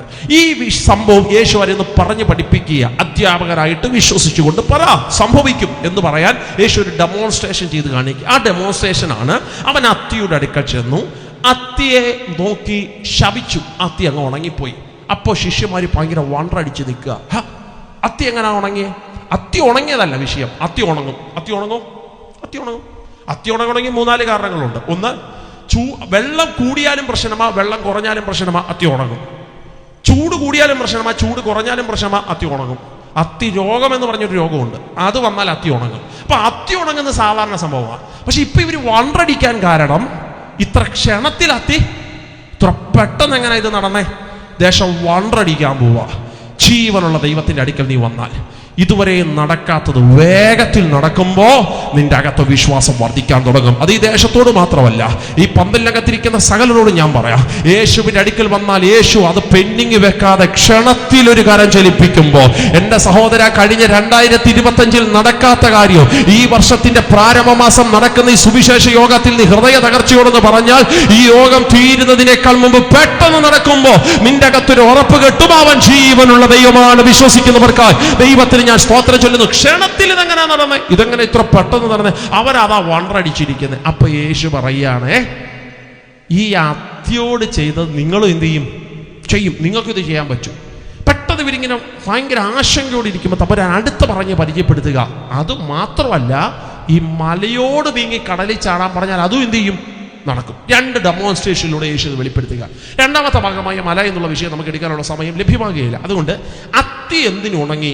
അത്തി ഉണങ്ങാൻ, ഉണക്കിയതിന്റെ പിന്നിൽ യേശു പഠിപ്പിച്ച, അധ്യാപകനായ യേശു പഠിപ്പിച്ച ടീച്ചിങ് എന്താണ്? 5 കാര്യങ്ങൾ പറഞ്ഞിട്ട് ഞാൻ ഇന്ന് രാത്രി ആ ഭാഗം അവസാനിപ്പിച്ച് പ്രാർത്ഥനയിലേക്ക് പ്രവേശിക്കും. ഒന്ന്, ഞാൻ ഈ പറഞ്ഞതുപോലെ ഇവരുടെ വിശ്വാസം ഒന്ന് വർദ്ധിക്കാനാണ് യേശു അത്തി ഉണക്കിയത്. അത് അഞ്ച് റലത്തിനകത്ത് നിന്നാണ് ആ ഭാഗം ഞാൻ ഇന്ന് രാത്രി വിശദീകരിക്കുന്നത്. ശ്രദ്ധിച്ചോ. ഒന്ന്, അത്തി തമ്പുരാൻ ഉണക്കാനുള്ള ഒന്നാമത്തെ റീസൺ എന്ന് പറയുന്നത് കൂടെ നിൽക്കുന്ന ശിഷ്യന്മാരുടെ വിശ്വാസം ഒന്ന് വർദ്ധിപ്പിക്കാൻ. ഇങ്ങനെ ചെയ്താൽ ഇത് സംഭവിക്കും, കണ്ടോ, നീ വിശ്വസിച്ചുകൊണ്ട് ഇത് ചെയ്താൽ ഇത് നടക്കും എന്ന് കാണിക്കാൻ യേശു അത്തി ഉണക്കി. അതങ്ങനെ പറയുമ്പോൾ തന്നെ രണ്ടാമത്തെ ഭാഗം ഞാൻ പറയാം. ഇത് ന്യായവിധിയുടെ പ്രതീകമായിട്ടാണ് അത്തിയെ യേശു ഉണക്കിയത്. ആ പദം ഒന്ന് ശ്രദ്ധിക്കണേ. ന്യായവിധിയുടെ പ്രതീകമോ അതെന്താ? അത് പറയാം.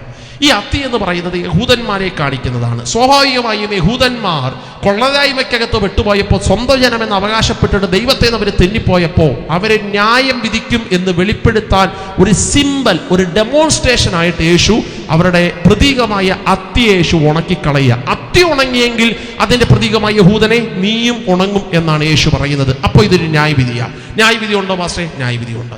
3 ന്യായവിധികളെ കുറിച്ച് ബൈബിൾ പറയുന്നുണ്ട്. വായിക്കാമോ സിസ്റ്ററെ? യൂദായുടെ ലേഖനം 5-ാം വാക്യം, 6-ാം വാക്യം, 7-ാമത്തെ വാക്യം.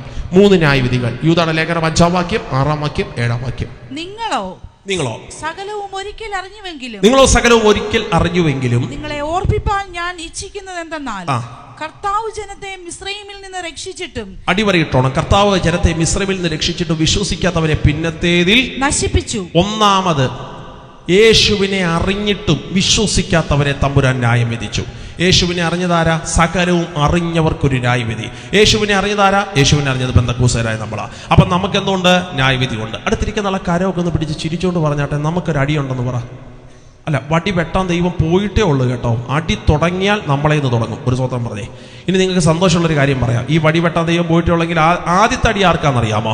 ആദ്യത്തെ അടി പാസ്റ്റർമാരായി ഞങ്ങൾക്കിട്ട സ്തോത്രം കണ്ടോ. അത് പറഞ്ഞപ്പോൾ അവരുടെ മുഖത്തൊരു സന്തോഷമൊക്കെ വന്നു. നിങ്ങൾക്കാണോ പാസ്റ്റർ ആദ്യത്തെ അടി? പിന്നെ ഞങ്ങൾക്ക് ആദ്യത്തെ അടി. പൗലോസ് പറയുന്ന പദം ന്യായവിധി വരുമെന്നറിഞ്ഞ് നിങ്ങളിൽ ഒത്തിരി പേർ ഉപദേഷ്ടാക്കന്മാർ ആകരുത്. കർത്താവിൻ്റെ ദാസൻ ഇൻട്രൊഡക്ഷൻ വന്നപ്പോൾ ഒരു കുളിർമയൊക്കെ അകത്തുനിന്ന് ഇങ്ങനെ വന്നു. സ്തോത്രം.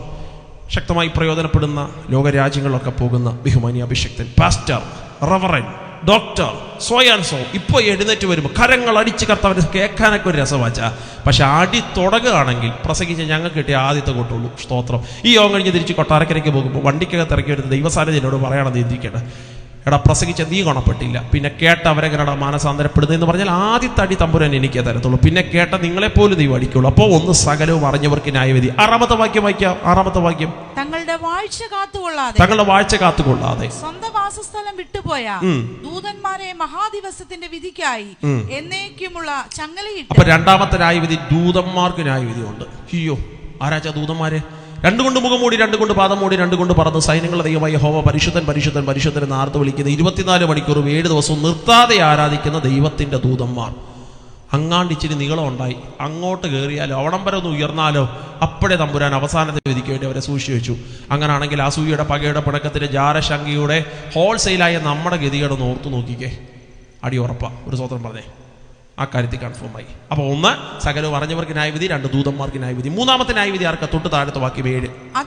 അതുപോലെ സൊദോമും ഗൊമോറയും ജാതീയ പട്ടണങ്ങളാണ്. അതുപോലെ സൊദോമും ഗൊമോറയും ജാതീയ പട്ടണങ്ങളാണ്. അവയെ അവസാനത്തെ വിധിക്ക് വേണ്ടി തമ്പുരാൻ സൂക്ഷിച്ചു വെച്ചിരിക്കുന്നു. സ്വാഭാവികമായിട്ട് ജാതീയ പട്ടണങ്ങൾക്ക് ന്യായവിധിയുണ്ട്. യേശുവിനെ അറിയുന്നവർക്ക് ന്യായവിധിയുണ്ട്, ദൂതന്മാർക്ക് ന്യായവിധിയുണ്ട്. യേശുവിനെ അറിയാത്ത ജാതീയ പട്ടണങ്ങൾക്ക് ന്യായവിധിയുണ്ട്. ഈ 3 ന്യായവിധികളെ കാണിക്കാൻ വേണ്ടിയിട്ടാ സത്യത്തിൽ യേശു ഈ അത്തി എന്ത് ചെയ്തേ? ശപിച്ചേ. അപ്പോൾ 1, യേശുവിനെ പറഞ്ഞു പഠിപ്പിക്കാൻ വിശ്വസിച്ചുകൊണ്ട് ചെയ്താൽ ഇത് നടക്കും. 2-ാമത്തതിന്റെ ഭാവം, ഇത് ന്യായവിധിയുടെ കരമായിട്ട് യേശു അത്തി ഉണക്കി.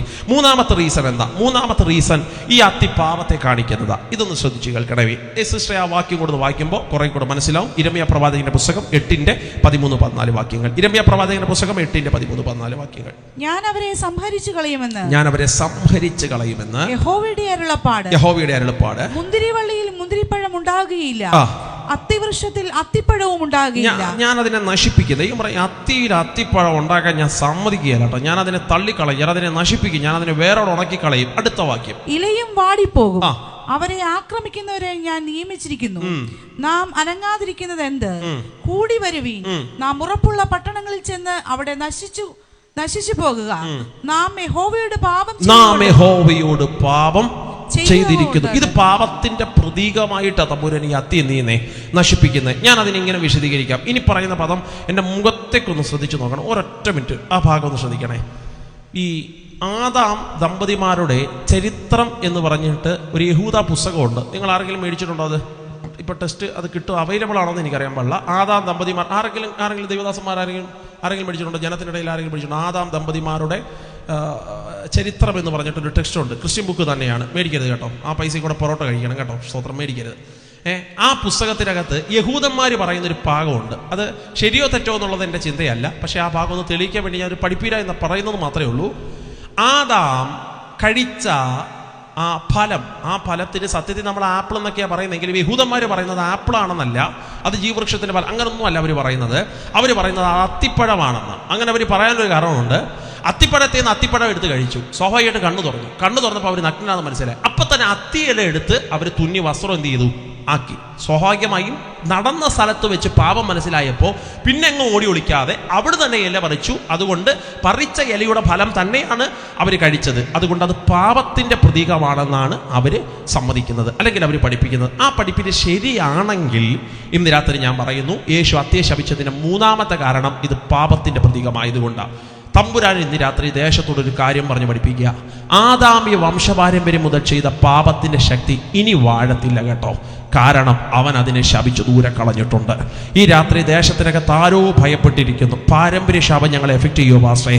അപ്പനപ്പൂപ്പന്മാർ ചെയ്ത പാപത്തിന്റെ ആസക്തി ഞങ്ങളെ ഭരിക്കുമോ? കഴിഞ്ഞ ദിവസം ഏതൊരു സഹോദരൻ എന്നെ വിളിച്ചിട്ട് പറഞ്ഞു, ഞാൻ ബ്രാഹ്മണ പശ്ചാത്തലത്തിൽ നിന്ന് രക്ഷിക്കപ്പെടണമെന്നൊരു കുടുംബമാണ്. എൻ്റെ കുടുംബത്തിനകത്ത് എൻ്റെ പിതാക്കന്മാർ ഈ കാര്യങ്ങൾ ചെയ്തിട്ടുണ്ട്. വർഷങ്ങൾക്ക് പിറകിലുള്ള ചരിത്രമാണ്. ഇന്ന് ഞാൻ വിശ്വാസ ജീവിതം അറിഞ്ഞു. ഇപ്പൊ എന്നെ അത് എഫക്ട് ചെയ്യൂ. ഇന്നും ഞാൻ ആ തറവാട്ടിൽ തന്നെ താമസിക്കുന്നത്. അതെന്നെ ബാധിക്കുമോ? ഞാൻ പറഞ്ഞു, ഇല്ല ആൻറ്റി, യേശുവിനെ അറിഞ്ഞ നീ തമ്പുരാന്റെ രക്തത്താൽ കഴുകൽ പ്രാപിച്ച ആളാണെങ്കിൽ 1000 പിതാക്കന്മാർ ചെയ്ത പാപത്തിന്റെ ആസക്തികളാണെങ്കിലും തമ്പുരാൻ അതിനെ ശപിച്ചു ദൂരെ കളഞ്ഞിട്ടുണ്ട്. പാരമ്പര്യ ശാപം നിന്നെ എഫക്ട് ചെയ്യത്തില്ല. അതുകൊണ്ടല്ലേ വേദപുസ്തകത്തിൽ പറയുന്നത്, ഇപ്പോൾ ക്രിസ്തുയേശുവിലുള്ളവർക്ക് ഒരു ശിക്ഷാവിധിയും ഇല്ല. തമ്പുരാൻ അതിനെ വലിച്ചു ദൂരെ കളഞ്ഞു. അതുകൊണ്ട് ഇത് പ്രതീകമായിട്ട് തമ്പുരാൻ കാണിക്കുന്നു, ആവർത്തിക്കുന്നു. ഒന്ന്, ഇത് ശിഷ്യന്മാരെ ഒന്ന് ടീച്ച് ചെയ്യിപ്പിക്കാൻ വേണ്ടി. രണ്ടാമത്തെ കാര്യം എന്ന് പറയുന്നത്, യേശു കർത്താവ് ഇത് പാപത്തിന്റെ പ്രതീകമായിട്ട്, ഇത് ന്യായവിധിയായിട്ട് തമ്പുരാൻ ഇതിനെ ശപിച്ചു ദൂരെ കളയുക. 3, ഇത് പാപത്തിന്റെ സിമ്പൽ ആയതുകൊണ്ട് തമ്പുരാൻ ഇതിനെ ശപിച്ചു ദൂരെ കളയുക. നാലാമത്തെ കാര്യം ഞാൻ പറയാം, അതൊരു പ്രധാനപ്പെട്ട കാര്യമാണ്. യേശു അത്തിയെ ശപിക്കാനുള്ള നാലാമത്തെ കാരണം ലൂക്കോസിന്റെ സുവിശേഷം 13-ാമത്തെ അധ്യായം 6-ാമത്തെ വാക്യം മുതൽ 9-ാമത്തെ വാക്യം വരെ പഠിക്കുമ്പോൾ അവിടെ പറയുന്നു, ഗ്രേസ് പീരീഡ് ഇത് നിഷ്ഫലമാക്കിയത് കൊണ്ട്. ഒന്ന് വായിച്ചു കേൾപ്പിക്കാമോ? അവൻ ഈ ഉപമയും പറഞ്ഞു. ഒരുത്തന് തന്റെ മുന്തിരിത്തോട്ടത്തിൽ നട്ടിരുന്ന ഒരു അത്തിവൃക്ഷം ഉണ്ടായിരുന്നു. അടുത്തത്, അവൻ അതിൽ ഫലം തിരഞ്ഞു വന്നത് കാണുന്നില്ലാതാനും. അവൻ തോട്ടക്കാരനോട്, ഇനി യേശു തോട്ടക്കാരോട് പറയുന്ന പദം നിങ്ങൾ ശ്രദ്ധിക്കുക. അവൻ തോട്ടക്കാരനോട്, ഞാനിപ്പോൾ 3 സംവത്സരമായിട്ട് ഈ അത്തിയിൽ എന്ത് ചെയ്യുന്നുണ്ട്? ഫലം തിരഞ്ഞു വരുന്നു. ഒരു മിനിറ്റ് എന്നെ ശ്രദ്ധിക്കണേ. യേശുവിന്റെ ശുശ്രൂഷ കാലഘട്ടം എത്രയാണെന്നറിയാമോ? നിങ്ങൾക്കറിയാം, അത് 3 വർഷം അല്ലെ 3.5 വർഷമാണ്. അപ്പൊ സത്യത്തിൽ തമ്പുരാൻ മിനിസ്ട്രി തുടങ്ങിയ ആദ്യത്തെ വർഷം തന്നെ അത്തിയെ വന്ന് എന്ത് ചെയ്യുന്നുണ്ട്? ഒന്നും കണ്ടില്ല. അന്നും അച്ചാൻ ഇങ്ങനെ ആരനങ്ങിയാലും ഞാൻ അനങ്ങത്തില്ലെന്ന് പറഞ്ഞ് കൈയൊക്കെ ഇങ്ങനെ പൂട്ടിക്കെട്ടി സ്തോത്രം പറയാതെ ഇരിക്കും. ഇപ്പൊ തമ്പുരാൻ പറഞ്ഞ് സാരമില്ല, അടുത്ത കൺവെൻഷൻ ഇവനെ ഒന്നുകൂടെ വന്ന് നോക്കാം. രണ്ടാമത്തെ പ്രാവശ്യം തമ്പുരാൻ വന്ന് നോക്കിയപ്പോഴും കാറ്റടിച്ചാൽ പോലും അനങ്ങില്ല. അങ്ങനെ ഒറ്റയിരിപ്പ തമ്പുരാൻ പറഞ്ഞ് സാരമില്ല, 1 വർഷം കൂടെ കൊടുക്കാപ്പാ. അടുത്ത വർഷം വന്ന് പുള്ളി ആമയും പറഞ്ഞ് സ്വോത്രം പറഞ്ഞ് മാനസാന്തരപ്പെട്ട് തിരിച്ചു പോക്കോളൂ. 3-ാമത്തെ വർഷം വന്നിട്ട് അച്ഛൻ ഒരു കുലുക്കുമില്ല, കാലുമേലെ കാല് കെറ്റി അതേ ഇരിപ്പ. അപ്പൊ തമ്പുരാൻ പറഞ്ഞ് 3 വർഷമായിട്ട് തരികയാടാ, ഇനി നിനക്ക് ഗ്രേസ് പീരീഡ് ഇല്ല, തള്ളി താഴെ ഇടാൻ പോവാണ്. സ്തോത്രം. അതുകൊണ്ട് അത്തിയെ ശപിച്ചതിന്റെ 4-ാമത്തെ റീസൺ ഞാൻ ബൈബിളിൽ നോട്ട് ചെയ്ത് വെച്ചിരിക്കുന്നത്, ഗ്രേസ് പീരീഡുകൾ നിഷ്ഫലമാക്കിയത് കൊണ്ട് തമ്പുരാൻ അത്തിയെ ശപിച്ചു. ഇന്ന് രാത്രി ഞാൻ ഈ ഭാഗമൊക്കെ വളരെ ശാന്തമായിട്ടാണ് പറയുന്നെങ്കിലും ഗൗരവമുള്ള ഒരു ആത്മീയ തോതി ഞാൻ പറയാം. ഇനി തമ്പുരാൻ നമുക്ക് അവസരം തരാൻ സാധ്യതയില്ല കേട്ടോ. ഈ പ്രസംഗിക്കുന്ന എനിക്കോ കേൾക്കുന്ന നിങ്ങൾക്കോ ഇനി അടുത്ത വർഷം ഇത് 29-ാമതല്ലേ വാസേ? 30-ാമത്തെ കൺവെൻഷൻ എത്തട്ടെ വാസേ? നടക്കുകയില്ല, സാധ്യത കുറവാ. സ്തോത്രം. അടുത്ത വർഷം തമ്പുരാൻ അതിനേക്കാൾ മുമ്പ് വന്നാലോ? അതുകൊണ്ട് ഇന്ന് രാത്രി യോഗത്തിനകത്ത് വെച്ച് നമുക്ക് ദൈവത്തോട് പറയണം, ഇത് ദൈവം എനിക്ക് തന്ന അവസാനത്തെ അവസരമാണ്. ഇനി ഒരു അവസരം ദൈവം തരാൻ സാധ്യതയില്ല. എല്ലാ കൺവെൻഷനിലും അഭിഷക്തന്മാർ ചോദിക്കും, മാനസാന്തരപ്പെടാൻ, സ്നാനപ്പെടാൻ, രക്ഷിക്കപ്പെടാൻ. അന്നെല്ലാം കൈ താത്തിട്ടിട്ട് ആമേൻ ആരൊക്കെയോ ഭയപ്പെട്ട് നീ അവിടെ ഒതുങ്ങിയിരിക്കുന്നെങ്കിൽ അടുത്ത വർഷമാകട്ടെ, അടുത്ത മാസമാകട്ടെ. ഇല്ല കേട്ടോ. ഒരു സുവിശേഷകൻ എന്ന രീതിയിലും ഈ ദേശത്തിന് വേണ്ടി പല ദിവസങ്ങൾ പ്രാർത്ഥിച്ചപ്പോൾ തമ്പുരാൻ എന്നോട് പറഞ്ഞ വചനത്തിന്റെ അടിസ്ഥാനത്തിൽ ഞാൻ ഉറപ്പിച്ചു പറയാം, ഇനിയൊരു ഗ്രേസ് പീരീഡ് തമ്പുരാൻ തരാനുള്ള സാധ്യത കുറവായിരിക്കും എന്ന് തന്നെയാണ് ഞാൻ മനസ്സിലാക്കുന്നത്. അതുകൊണ്ട് ഇന്ന് രാത്രി ഇവിടെ വെച്ച് ദൈവത്തോട് പറയണം, ഫലം പുറപ്പെടുവിച്ചോളാം. കരമൊന്ന് ഉയർത്തിയൊരു ശക്തിയോട് ഹല്ലേലൂയ പറയാമോ? യേശു അത്തിയെ ശപിക്കാനുള്ള 4-ാമത്തെ കാരണം ഗ്രേസ് പീരീഡ് നിഷ്ഫലമാക്കിയത് കൊണ്ട്. യേശു അത്തിയെ ശപിക്കാനുള്ള അവസാനത്തെ കാരണം ഞാൻ പറയാം. ദാസി ആ വാക്യം ഒന്ന് വായിച്ചു കേൾപ്പിക്കാമോ? 2 രാജാക്കന്മാരുടെ പുസ്തകം 20-ാം അധ്യായം അതിന്റെ 7-ാമത്തെ വാക്യം. 2 രാജാക്കന്മാരുടെ പുസ്തകം 20-ാം അധ്യായം 7-ാമത്തെ വാക്യം. പിന്നെ യെശയ്യാവ്, ശ്രദ്ധിച്ചു കേട്ടോ, പിന്നെ യെശയ്യാവ് ഒരു അത്തിപ്പഴക്കട്ട കൊണ്ടുവരുവീൻ എന്ന് പറഞ്ഞു. അവനത് കൊണ്ടുവന്ന് പരുവിന്മേലിട്ടു. അവന് സൗഖ്യമായി. അടിവരയിട്ടോണം ആ പദത്തിന്. സൗഖ്യമാകാൻ പാകത്തിൽ അന്ന് അവർ ഉപയോഗിച്ചിരുന്ന ഫലമുള്ളൊരു സംഭവമാണ് അത്തിപ്പഴം. അത് അതിൻ്റെ 5ാമത്തെ ഭാഗമായിട്ടാണ് ഞാൻ വിശദീകരിക്കുന്നത്. ഒരുവന് രോഗമുണ്ടെങ്കിൽ അവൻ ആദ്യം അത്തിപ്പഴത്തിൻ്റെ മുമ്പേ പോയി കൈ നീട്ടും. ആ രോഗശാന്തിക്ക് വേണ്ടി അത് ആദ്യം നിന്നൊരു പഴം പറിച്ചുകൊണ്ട് വന്ന് അവന് രോഗത്തെ വെക്കും, അവനത് സൗഖ്യമാകും. ഇത് അന്നത്തെ കാലഘട്ടത്തിൻ്റെ ഒരു പശ്ചാത്തലമാണ്. ഞാൻ ചോദിച്ചു, കർത്താവേ അത് നല്ലതല്ലേ, രോഗശാന്തിക്കുള്ളതല്ലേ, നീ എന്തിനാ അതിനെ ശപിച്ച് ദൂരെ കളഞ്ഞേ? തമ്പുരാൻ പറഞ്ഞു, ഇല്ലടാ, ഇനി അത് രോഗശാന്തിക്ക് വേണ്ട. അതെന്താ? എൻ്റെ അടിപ്പിണരുകളാലാണ് ഇനി സൗഖ്യം സംഭവിക്കുന്നത്. ഇന്ന് രാത്രി ഞാൻ പറയട്ടെ, ഇനി വിടുതലിന് വേണ്ടി നീ എവിടെങ്കിലും പോയി കൈ നീട്ടണ്ട. യേശു എന്തു അത്തിപ്പഴത്തെ ശപിച്ചത്? തമ്പുരാൻ പറഞ്ഞു, വിടുതലിൻ്റെ പ്രതീകമായി മനുഷ്യന്റെ ഇടയിൽ ഒത്തിരി സംവിധാനങ്ങളുണ്ട്. വിടുതലിന്റെ പ്രതീകമായി അവർ പലതും കണ്ടിട്ടുണ്ട്. അതിനെല്ലാം ഞാൻ ശപിച്ച് ദൂരെ കളയാൻ പോവുക. ഇനി വിടുതലിന് വേണ്ടി എവിടെങ്കിലും പോയി മുട്ടുകുത്തണ്ട. ഇനി വിടുതലിന് വേണ്ടി എവിടെങ്കിലും പോയി യാചിക്കണ്ട. ഇനി വിടുതലിന് വേണ്ടി എവിടെങ്കിലും പോയി കിടന്ന് കെഞ്ചണ്ട. എവിടെങ്കിലും പോയി നീ ഉരുളണ്ട. നീ വാ യേശുവിൻ്റെ അടുക്കലേക്ക്. യേശു അതിനെല്ലാം തകർത്ത് ദൂരെ കളഞ്ഞിട്ട് അവൻ ഇന്ന് രാത്രി ഏകരായിട്ട് നിൽക്കുക. ഏത് വിഷയത്തിൽ എങ്ങനെ ഭാരപ്പെട്ടാലും അവന്റെ സന്നിധാനത്തിൽ വന്നാൽ മാത്രമേ ഇന്ന് രാത്രി അത്ഭുതമുള്ളെന്ന് വിശ്വസിക്കുന്ന ദൈവത്തിന്റെ മക്കൾ ഇന്ന് രാത്രി യോഗത്തിനകത്തുണ്ടോ? ആത്മാവിൽ ഇന്ന് രാത്രി ആ മാർമിക രഹസ്യം ഞാൻ ദേശത്തോട് പറയാ. ഇനി സൗഖ്യമാക്കാൻ നീ എവിടെങ്കിലും പോകരുത്. ഇനി വിടുതൽ കിട്ടാൻ നിന്റെ ശാപം മുറിയ ആരുടെയെങ്കിലും മുമ്പേ പോയി നീ കുമ്പിട്ട് നിൽക്കണ്ട. ഇനി വാ യേശുവിന്റെ അടുക്കലേക്ക്. പ്രതീകമായി മനുഷ്യൻ അഭയം സാരം പ്രാപിച്ച സകലത്തെയും ദൈവം വലിച്ചു ദൂരെ കളഞ്ഞിട്ടുണ്ട്. പഴയ നിയമത്തിനകത്ത് അത് സങ്കേത നഗരങ്ങളായിരുന്നു, അതിനെ ദൈവം വലിച്ചു ദൂരെ കളഞ്ഞു. പഴയ നിയമത്തിനകത്ത് രക്ഷപ്പെടാൻ മോശയ്ക്കുള്ളതൊരു പെട്ടകമായിരുന്നു, അതിനെ തമ്പുരാൻ വലിച്ചു ദൂരെ കളഞ്ഞു. നോഹിയുടെ കാലഘട്ടത്തിനകത്ത് അത് ന്യായവിധിയുടെ കരത്തെ നിന്ന് രക്ഷപ്പെടാൻ അതൊരു പെട്ടകം തന്നെയായിരുന്നു, തമ്പുരാൻ അതിനെ വലിച്ചു ദൂരെ കളഞ്ഞു. ഇന്ന് തമ്പുരാൻ പറയുക, പഴയ നിയമത്തിനകത്ത് ജനം രക്ഷപ്പെടാൻ ഒരു കൊമ്പിനകത്ത് പോയി പിടിക്കുന്നത് പതിവായിരുന്നു. യാഗപീഠത്തിനകത്തുള്ള ഒരു കൊമ്പിനെ അവന് മുറുകെ പിടിക്കും. തമ്പുരാൻ അതിനെ വലിച്ചു ദൂരെ കളഞ്ഞു. മോടിയുള്ള പള്ളിക്കകത്ത് പിടിക്കുന്ന കൊമ്പിൽ ഇനി നിനക്ക് രക്ഷയില്ല. ആഡംബരമായി നീ ഉണ്ടാക്കിയ കൊട്ടാര സമുച്ചയമായി ആരാധനാലയത്തിനകത്ത് ഇനി നിനക്ക് രക്ഷയില്ല. ഇന്ന് രാത്രി വാ യേശുവിന്റെ അടുക്കിലേക്ക്. തമ്പുരാൻ നിന്റെ ഹൃദയത്തിനകത്തായി ഇന്ന് രാത്രി വസിക്കുന്നത്. എത്ര പേർക്ക് ഇന്ന് രാത്രി വിശ്വസിക്കാൻ കഴിയുന്നുണ്ട്? പഴയ നിയമത്തിനകത്ത് ജനത്തിന് രക്ഷപ്പെടാൻ യാഗവും യാഗാർപ്പണവും കാട്ടുകൊറ്റനും കുറുമ്പ്രാവും എല്ലാം ആവശ്യമാ. തമ്പുരാൻ പറഞ്ഞു, അതിനെല്ലാം ഞാൻ വലിച്ച് ശപിച്ച് ദൂരെ കളയാൻ പോവാ. ഇനി മനുഷ്യൻ രക്ഷപ്പെടാൻ ഒന്നിന്റെ ഭൂമി പോയി മുട്ടുകുത്തല്ലേ. ഇനി മനുഷ്യൻ രക്ഷപ്പെടാൻ എവിടെങ്കിലും പോയി അഭയം തേടല്ലേ. ഇന്ന് രാത്രി രക്ഷയ്ക്ക് നിനക്ക് ഒരു സ്ഥലം മാത്രമേ ഉള്ളൂ, അതെന്റെ യേശുവിന്റെ സന്നിധി മാത്രമാ. വിശ്വസിക്കുന്നവരുണ്ടെങ്കിൽ ആത്മാവിൽ ഇന്ന് രാത്രി ഒന്ന് സ്തോത്രം ചൊല്ലി പറഞ്ഞ്, അതുകൊണ്ടാച്ച അവസാനത്തെ പദം ഡാനിയൽ പാസ്റ്റർ വേദപുസ്തകത്തിൽ ക്ലിയർ ആയിട്ട് എഴുതി വെച്ചിരിക്കുക. രക്ഷിക്കപ്പെടാ ആകാശത്തിന്റെ കീഴെ ഭൂമിക്ക് മുകളിൽ നൽകപ്പെട്ട 1000 വസ്തുക്കളുണ്ടെന്നല്ല, രക്ഷിക്കപ്പെടാൻ ആകാശത്തിന് കീഴെ ഭൂമിക്ക് മുകളിൽ നൽകപ്പെട്ടിട്ടുള്ള ഒരേ ഒരു നാമം, അത് നസ്രയനായ യേശുവിന്റെ നാമം. സൗഖ്യം വേണോ? വാ യേശുവിന്റെ അടുക്കിലേക്ക്. പാപത്തെ രക്ഷപ്പെടണോ? വാ യേശുവിന്റെ അടുക്കിലേക്ക്. ന്യായവിധിയിൽ നിന്ന് രക്ഷപ്പെടണോ? അതിനെ തമ്പുരാൻ വലിച്ചു ദൂരെ കളഞ്ഞു. വാ യേശുവിന്റെ അടുക്കിലേക്ക്. ഇന്ന് രാത്രിയിൽ ആദാമ്യ വംശപാരമ്പര്യത്തിന്റെ പാരമ്പര്യത്തിന്റെ പാപമാണോ നിന്റെ അകത്തുള്ളത്? വലിച്ചു തമ്പുരാൻ ശപിച്ചു ദൂരെ കളഞ്ഞിട്ടുണ്ട്. വാ യേശുവിന്റെ അടുക്കിലേക്ക്. ഇന്ന് രാത്രി യേശു റാന്നിക്കകത്ത് ഇനി ഒരത്തി പോലും വളരാൻ തമ്പുരാൻ സമ്മതിക്കത്തില്ല. മനുഷ്യൻ തന്റെ കൈവേലകളാ സംഭവിപ്പിച്ച ഉണ്ടാക്കിയ യാതൊന്നിന്റെ മുമ്പിൽ മുട്ടുകുത്ത ഇനി ദൈവം സമ്മതിക്കാതിരിക്കട്ടെ. ജീവനുള്ള യേശുവിന്റെ സന്നിധാനത്തിലേക്ക് വരാ. ദൈവം നമ്മളെ ശക്തീകരിക്കുമെന്ന് വിശ്വസിക്കുന്നവർ കാരവും ശബ്ദമുയർത്തി ശക്തിയോടെ പറഞ്ഞ് ഹല്ലേലൂയ. 2000 കാലഘട്ടം ജീവിതത്തിന്റെ സകല പ്രതീക്ഷകളും അസ്തമിച്ചു. മരണത്തെ മാത്രം മുഖാമുഖം കണ്ട് ശാപം പിടിച്ച വീടിന്റെ അങ്കണത്തിനകത്ത് ഒരു രാത്രിയിൽ ഒരു വിശക്കുപ്പിക്കകത്ത് ആമേൻ സ്തോത്രം ചാകാനിരുന്നയാളായ എന്റെ മാതാവ് അതുവരെ താൻ പല അത്തിയുടെ മുമ്പേ പോയി കൈതീട്ടിട്ടുണ്ട്, പലതിന്റെ മുമ്പേ പോയി കെഞ്ചിയിട്ടുണ്ട്.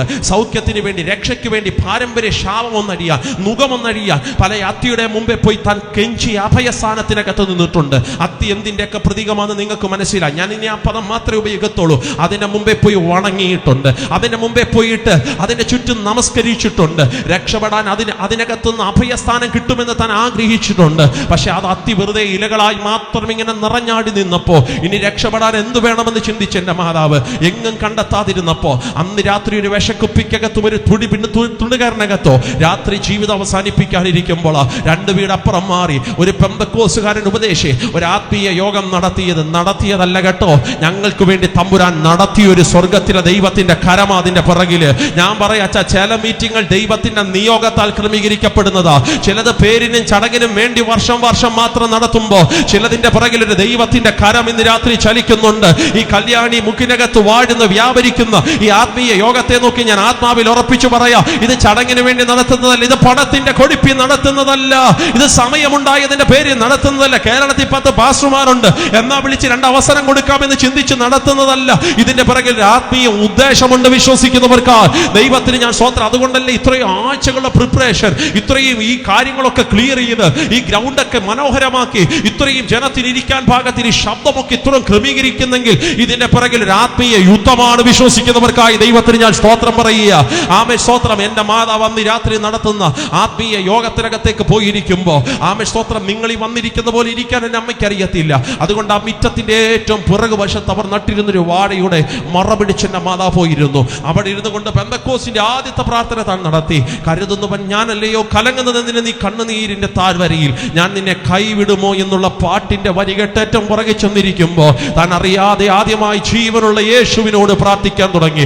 ഇപ്പൊ താൻ ഇരിക്കുന്ന അത്തിയുടെ കീഴയിലല്ല, ഇപ്പൊ താൻ ഇരിക്കുന്ന മനുഷ്യൻ ഉണ്ടാക്കിയ രൂപത്തിന്റെ മുമ്പിലല്ല, ഇപ്പൊ താൻ ജീവനുള്ള ദൈവത്തിന്റെ സന്നിധാനത്തിൽ വന്നിട്ട് പറഞ്ഞു, വിടിവിക്കാൻ ഒരു നാമമേ ഉള്ളെങ്കിൽ ഞാൻ ഇവിടെ വന്നിരുന്നത് ആ ഉപദേശി കണ്ടിട്ടില്ല, അവിടെ ഇരിക്കുന്ന ക്രിസ്ത്യാനികൾ കണ്ടിട്ടില്ല. ഇവിടെയും എന്നെ കാണാൻ കഴിയുന്ന 2 കണ്ണുകൾ ഉണ്ടെങ്കിൽ ഇങ്ങോട്ടൊന്ന് ഇറങ്ങി വരാമോ, എനിക്കിന്ന് രാത്രി നിന്നെ കാണേണം. താനത് പറഞ്ഞുകൊണ്ടിരിക്കുമ്പോൾ എന്റെ മാതാവ് പറയുന്ന അടുത്ത വാക്ക് ഇങ്ങനെയാ, ഞാനിത് പറഞ്ഞുകൊണ്ടിരിക്കുമ്പോൾ ഒരുവനെ കാണുകടാ, തേജസ്സൊക്കെ വാരി ചുറ്റിയിട്ട് മഹത്വത്തിന്റെ മേഘത്തിലേക്ക് ഒരുവൻ ഇറങ്ങി വരുന്നു. കണ്ടാൽ മനുഷ്യനെ പോൽ രൂപം, പക്ഷെ ഇറങ്ങി വന്നതിന് മേഘത്തിന്റെ നടുവില. താന് ആ സാന്നിധ്യം അനുഭവിച്ചു. 6 സെക്കൻഡ് മാത്രം നടക്കുന്ന ഒരു എക്സ്പീരിയൻസ്. കണ്ണ് തുറന്നു നോക്കുമ്പോ ആ മീറ്റിംഗിന്റെ ഏറ്റവും ഫ്രണ്ടിൽ ത്രോയില്ല താന്. അമ്മേൻ ഇന്ന് രാത്രി ഞാൻ ഉറപ്പിച്ചു പറയാ, പെന്തക്കോസിനകത്ത് ആത്മവിശ്വതയില്ലെന്ന് ആര് പ്രസംഗിച്ചാലും ഞാൻ തിരിച്ചു പറയോ, വിശ്വസിക്കുന്നവനെ അവൻ പോലും അറിയാതെ അവന്റെ ഉള്ളങ്കരത്തിനകത്ത് എടുത്തുകൊണ്ടു പോകുന്ന ജീവനുള്ളൊരു കർത്താവുണ്ട്. വിശ്വസിക്കുന്നവൻ ഇന്ന് രാത്രി പറ, വട്ടമിട്ട് പറക്കുന്ന കഴുകനും താഴെ ഇടചെന്നുമുള്ള പത്മോസിന്റെ ഏകാന്തതയ്ക്കകത്ത് വീണുപോയാലും കർത്തൃദിവസത്തിൽ എന്നെ കരത്തിൽ എടുത്തുകൊണ്ടു പോകുന്നൊരു മഹത്വത്തിന്റെ നാഥനുണ്ട്. വിശ്വസിക്കുന്നവർക്കായി ദൈവത്തിന് സ്തോത്രം ചൊല്ലുകയാണ്. താൻ അവിടെ വന്നിരുന്ന് ഈ സാന്നിധ്യം കണ്ണു തുറന്നപ്പോൾ ഫ്രണ്ടിൽ തുറയില്ല. ക്രിസ്ത്യാനികൾ പാട്ട് നിർത്തി തോളത്തോട് തട്ടി ചോദിച്ചു, അർജുനൻ കുട്ടിയുടെ ഭാര്യയല്ലേ ഇവളെങ്ങനെ ക്രിസ്ത്യാനിയുടെ യോഗത്തിൽ വന്നേ? എന്റെ മാതാവ് തിരിച്ചൊരു പദം പറഞ്ഞു, അയ്യോ നിങ്ങൾ വിളിച്ചിട്ടല്ല ഇന്ന് രാത്രി ഞാൻ വന്നേ. ആ ഉപദേശി പോലും എന്നെ വിളിച്ചിട്ടില്ല. പിന്നെ ഞാൻ ഇന്ന് രാത്രി ചാകാനിരുന്നവളാ. അവിടെ വന്നിരുന്നപ്പോൾ ഞാൻ ഒരുവനെ കണ്ടു. ആരെയാ നീ കണ്ടതെന്ന് ചോദിക്കുന്നതിനേക്കാൾ മുമ്പ് എന്റെ മാതാവ് തിരിച്ചു പറഞ്ഞു, ഞാൻ കണ്ടവൻ എൻ്റെ യേശുവാന്ന് എനിക്ക് മനസ്സിലായി. പിന്നെ താൻ അത്തിയുടെ കീഴെ പോയിട്ടില്ല, പിന്നെ താൻ മനുഷ്യന്റെ മുമ്പേ പോയി മുട്ടുകുത്തിയിട്ടില്ല, പിന്നെ മനുഷ്യൻ കൊത്തിയുണ്ടാക്കിയ രൂപത്തിൽ താൻ വണങ്ങാൻ നിന്നിട്ടില്ല.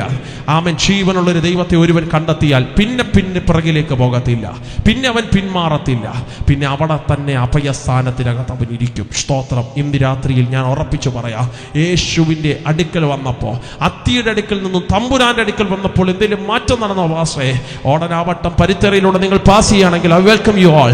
നിങ്ങളെ ഞാൻ എൻ്റെ വീട്ടിലേക്ക് സ്വാഗതം ചെയ്യുക. പരിത്തയ വന്നിട്ട് അർജുനൻ കുട്ടിയുടെ കുടുംബം എന്ന് ചോദിച്ചാൽ മതി. അവര് പറയാം, അർജുനൻ കുട്ടിയുടെ കുടുംബമല്ല, അർജുനൻ കുട്ടിയുടെ ദൈവം അവരെ മാനിച്ചു. സ്തോത്രം. ശാപം പിടിച്ച മണ്ണിൽ ഇന്നേ അത് സ്ഥലത്തിനകത്ത് തല ഉയർത്തിപ്പിടിച്ചു നിൽക്കുന്നൊരു ഭവനം തമ്പുരാൻ ഞങ്ങൾക്ക് തന്നു.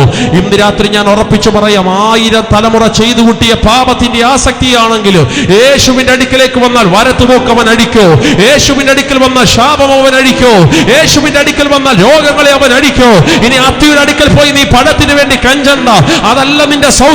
ഇന്ന് രാത്രി വാ യേശുവിന്റെ അടുക്കലേക്ക്, ന്യായവിധിയുടെ രക്ഷപ്പെടാ. ഇന്ന് രാത്രി പെട്ടകത്തിനകത്ത് കയറി മഹത്വത്തിന്റെ നാഥനെ ആരാധിക്കാൻ കരമുയർത്തി ശക്തിയോടെ ഹല്ലേലൂയ. എല്ലാ കണ്ണുകളും അടച്ചാട്ടെ, ഹൃദയങ്ങളെല്ലാം തുറന്നാട്ടെ. അടുത്തൊരു 5 മിനിറ്റ് പ്രാർത്ഥിക്കാൻ സമയം ഇന്ന് രാത്രി മാറ്റുക. ഹൃദയമെല്ലാം തുറന്ന് ഇന്ന് രാത്രി സ്തോത്രം ചൊല്ലാവോ. പരിശുദ്ധാത്മാവിനോട് പറയണു, ഈ ദേശത്തിൽ ഇപ്പോഴും പലരും വിടുതലിനു വേണ്ടി, രക്ഷയ്ക്ക് വേണ്ടി, മോക്ഷത്തിനു വേണ്ടി പലതിൻ്റെ അടുക്കെ പോയി നിഴല് പറ്റി നിൽക്കുക. വിടതിനെ. അതിനെ തമ്പുരാൻ ശപിച്ച് ദൂരെ കളഞ്ഞിട്ടുണ്ട്. ഇനി നീ യേശുവിൻ്റെ അടുക്കിലേക്ക് ഒന്ന് വാ. തമ്പുരാൻ ഇന്ന് രാത്രി നിന്നെ വിടുവിക്കാൻ സർവശക്തനായ ദൈവമാണ്. യേശുവിൻ്റെ നാമത്തിൽ ഇന്ന് രാത്രി ഈ ദേശത്തിൻ്റെ പൾസ് മനസ്സിലാക്കി ഹൃദയ തകർച്ചയോട് ഇതിനകത്തിരിക്കുന്ന ആരെങ്കിലും ഈ ശബ്ദം കേൾക്കുന്നെങ്കിൽ അവരൊരു പക്ഷെ ചോദിക്കുമായിരിക്കും, ഈ മനുഷ്യൻ ഈ ചങ്കക്ക് കയറി പറഞ്ഞത് ശരിയാണോ?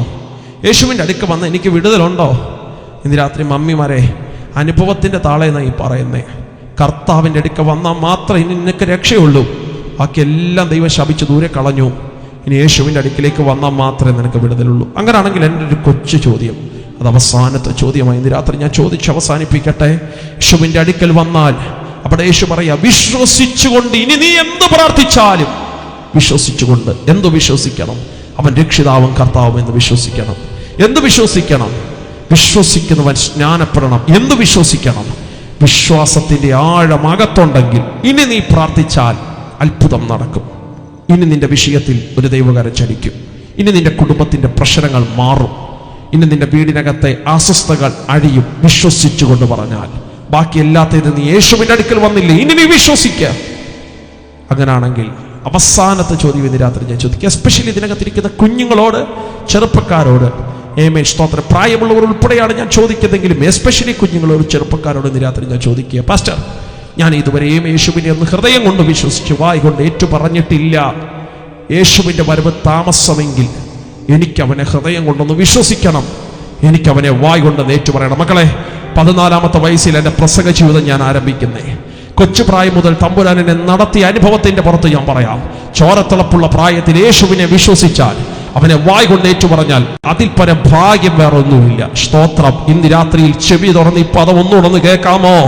ആമേൻ. അറിവുള്ള പ്രായത്തിൽ, കഴിവുള്ള പ്രായത്തിൽ, ത്രാണിയുള്ള പ്രായത്തിൽ, ശരീരത്തിന് ബലവും പുഷ്ടിയുള്ള പ്രായത്തിൽ അവനെ നിന്റെ കർത്താവായി നീ സ്വീകരിച്ചാൽ അതിനേക്കാൾ ഭാഗ്യം വേറെ ഒന്നുമില്ല. മക്കളെ, ഇന്ന് രാത്രി ഞാനത് ചോദിക്കുമ്പോൾ തന്നെ മനസ്സുകൊണ്ട് അങ്ങനെ ആഗ്രഹിക്കുന്ന എത്ര പ്രിയപ്പെട്ടവരുണ്ട്, എത്ര കുഞ്ഞുങ്ങളുണ്ട്, എത്ര ചെറുപ്പക്കാരുണ്ട്, എത്ര പ്രായമുള്ളവരുണ്ട്. പാസ്റ്റർ, എനിക്ക് യേശുവിനെ ഒന്ന് വേണം. അവൻ എന്റെ ഹൃദയത്തിൽ എനിക്കൊന്ന് വിശ്വസിക്കണം. വായ് കൊണ്ട് എനിക്ക് എന്റെ യേശുവിനെ ഒന്ന് ഏറ്റു പറഞ്ഞാൽ കൊള്ളാം എന്ന് ആഗ്രഹിക്കുന്ന കുഞ്ഞുങ്ങളോ പ്രായമുള്ളവരോ ഉണ്ടെങ്കിൽ അങ്ങനെയുള്ളവർ മാത്രം ആ കരങ്ങളൊന്ന് സ്വർഗത്തിലേക്ക് ഉയർത്തിപ്പിടിച്ച് അവർക്ക് വേണ്ടി ഇന്ന് രാത്രി നമ്മൾ ഒരുമിച്ച് സ്തോത്രം ചൊല്ലി പ്രാർത്ഥിക്കാൻ പോവുക. എനിക്ക് എന്റെ യേശുവിനെ ഹൃദയം കൊണ്ടൊന്ന് വിശ്വസിച്ച് വായ് കൊണ്ട് ഏറ്റു പറയാൻ ഭാഗത്തിൽ അങ്ങനെയുള്ള കുഞ്ഞുങ്ങളോ പ്രായമുള്ളവരോ ഉണ്ടെങ്കിൽ നിങ്ങൾ സ്വർഗത്തിലേക്ക് കരങ്ങളെല്ലാം ഉയർത്തിപ്പിടിച്ചാട്ടെ. ഇന്ന് രാത്രി നമ്മൾ അവർക്കായി ചോർന്ന് പ്രാർത്ഥിക്കാൻ പോവുക. രക്തം ക്ഷയമെടുക്കുന്നു, രക്തം ക്ഷയമെടുക്കുന്നു, രക്തം ക്ഷയമെടുക്കുന്നു. അല്ല, നാളുകളിൽ യേശുവിന്റെ വരവ് താമസമെങ്കിൽ എനിക്ക് സ്നാനപ്പെട്ട കർത്താവിനോട് കൂടെ ചേരാൻ മനസ്സുകൊണ്ട് ആഗ്രഹിക്കുന്നു. ഇനിയൊരു വർഷം 2027 ബാക്കി തമ്പുരാൻ തരും അറിയത്തില്ല. ഈ 26ലേക്ക് ജീവനോട് എന്നെ പ്രവേശിപ്പിച്ചെങ്കിൽ ഈ വർഷം തന്നെ എനിക്ക് ജലത്തിൽ യേശുവിനെ സാക്ഷീകരിച്ചാൽ കൊള്ളാം. അങ്ങനെ ആഗ്രഹിക്കുന്നവരുണ്ടെങ്കിൽ കൂടെ അവർ കൂടെ ആ കരങ്ങൾ ഒന്ന് സ്വർഗത്തിലേക്ക് ഉയർത്തിപ്പിടിച്ച് അവർക്ക് വേണ്ടി നന്നായിട്ട് കരങ്ങൾ ഉയർത്തിപ്പിടിച്ച മക്കളെ, നന്നായിട്ട് നിങ്ങളെ കാണണം മറ്റുള്ളവർക്ക്. പാതി അല്ല, നന്നായിട്ട് അങ്ങനെയുള്ളവർ മാത്രം കരങ്ങൾ ഉയർത്തിപ്പിടിച്ച് യേശുവിന്റെ നാമത്തിൽ നമ്മൾ ഇവർക്കായി ഒന്ന് സ്തോത്രം ചൊല്ലി പ്രാർത്ഥിക്കുക. ആ കരം ഉയർത്തിപ്പിടിച്ച കുഞ്ഞുങ്ങൾ മാത്രം ഒന്ന് എഴുന്നേറ്റ് നിന്നേ മക്കളെ. അങ്ങനെയുള്ളവർ മാത്രം ആ സ്വസ്ഥാനങ്ങളിൽ ഒന്ന് എഴുന്നേറ്റ് നിന്നാട്ടെ. മനസ്സുകൊണ്ട് നിങ്ങൾ എടുത്ത തീരുമാനങ്ങൾ ചെറുതല്ല എന്ന് ഞാൻ വിശ്വസിക്കുന്നു. എഴുന്നേറ്റ് നിന്നാട്ടെ. അങ്ങനെ കരമുയർത്തിയവരെല്ലാം ദൈവസന്നിധിയിൽ എഴുന്നേറ്റ് നിന്നാട്ടെ. സ്തോത്രം. നിങ്ങൾ കണ്ടോ, റാന്നി പട്ടണത്തിന്റെ ദേശത്തിന്റെ നടുകയും കുറുകയും യേശുവിന്റെ വരവ് താമസമെങ്കിൽ നാളുകളിൽ ദൈവരാജ്യത്തിന്റെ ചുക്കാൻ പിടിക്കാൻ കർത്താവാക്കി വെച്ചിരിക്കുന്ന വരും തലമുറകളായി ഇവരെ ഒന്ന് ബ്ലസ് ചെയ്ത് സ്തോത്രം ചൊല്ലി പ്രാർത്ഥിച്ച് യേശുവിന്റെ നാമത്തിൽ ഞങ്ങൾ ആത്മാവിൽ ഇവരെ ജയമെടുത്ത് സ്തോത്രം ചൊല്ലി പ്രാർത്ഥിക്കുക. പ്രത്യക്ഷത്തിൽ നോക്കുമ്പോൾ ഞങ്ങൾ ഒരു 7 പേരെ കാണുന്നുള്ളൂ. പക്ഷെ ഇവരുടെ പിറകിൽ നിൽക്കുന്ന 70,000 ജനത്തെ ഞങ്ങൾ ആത്മാവിൽ ഇന്ന് രാത്രി വിശ്വാസ കണ്ണുയർത്തി കാണുക.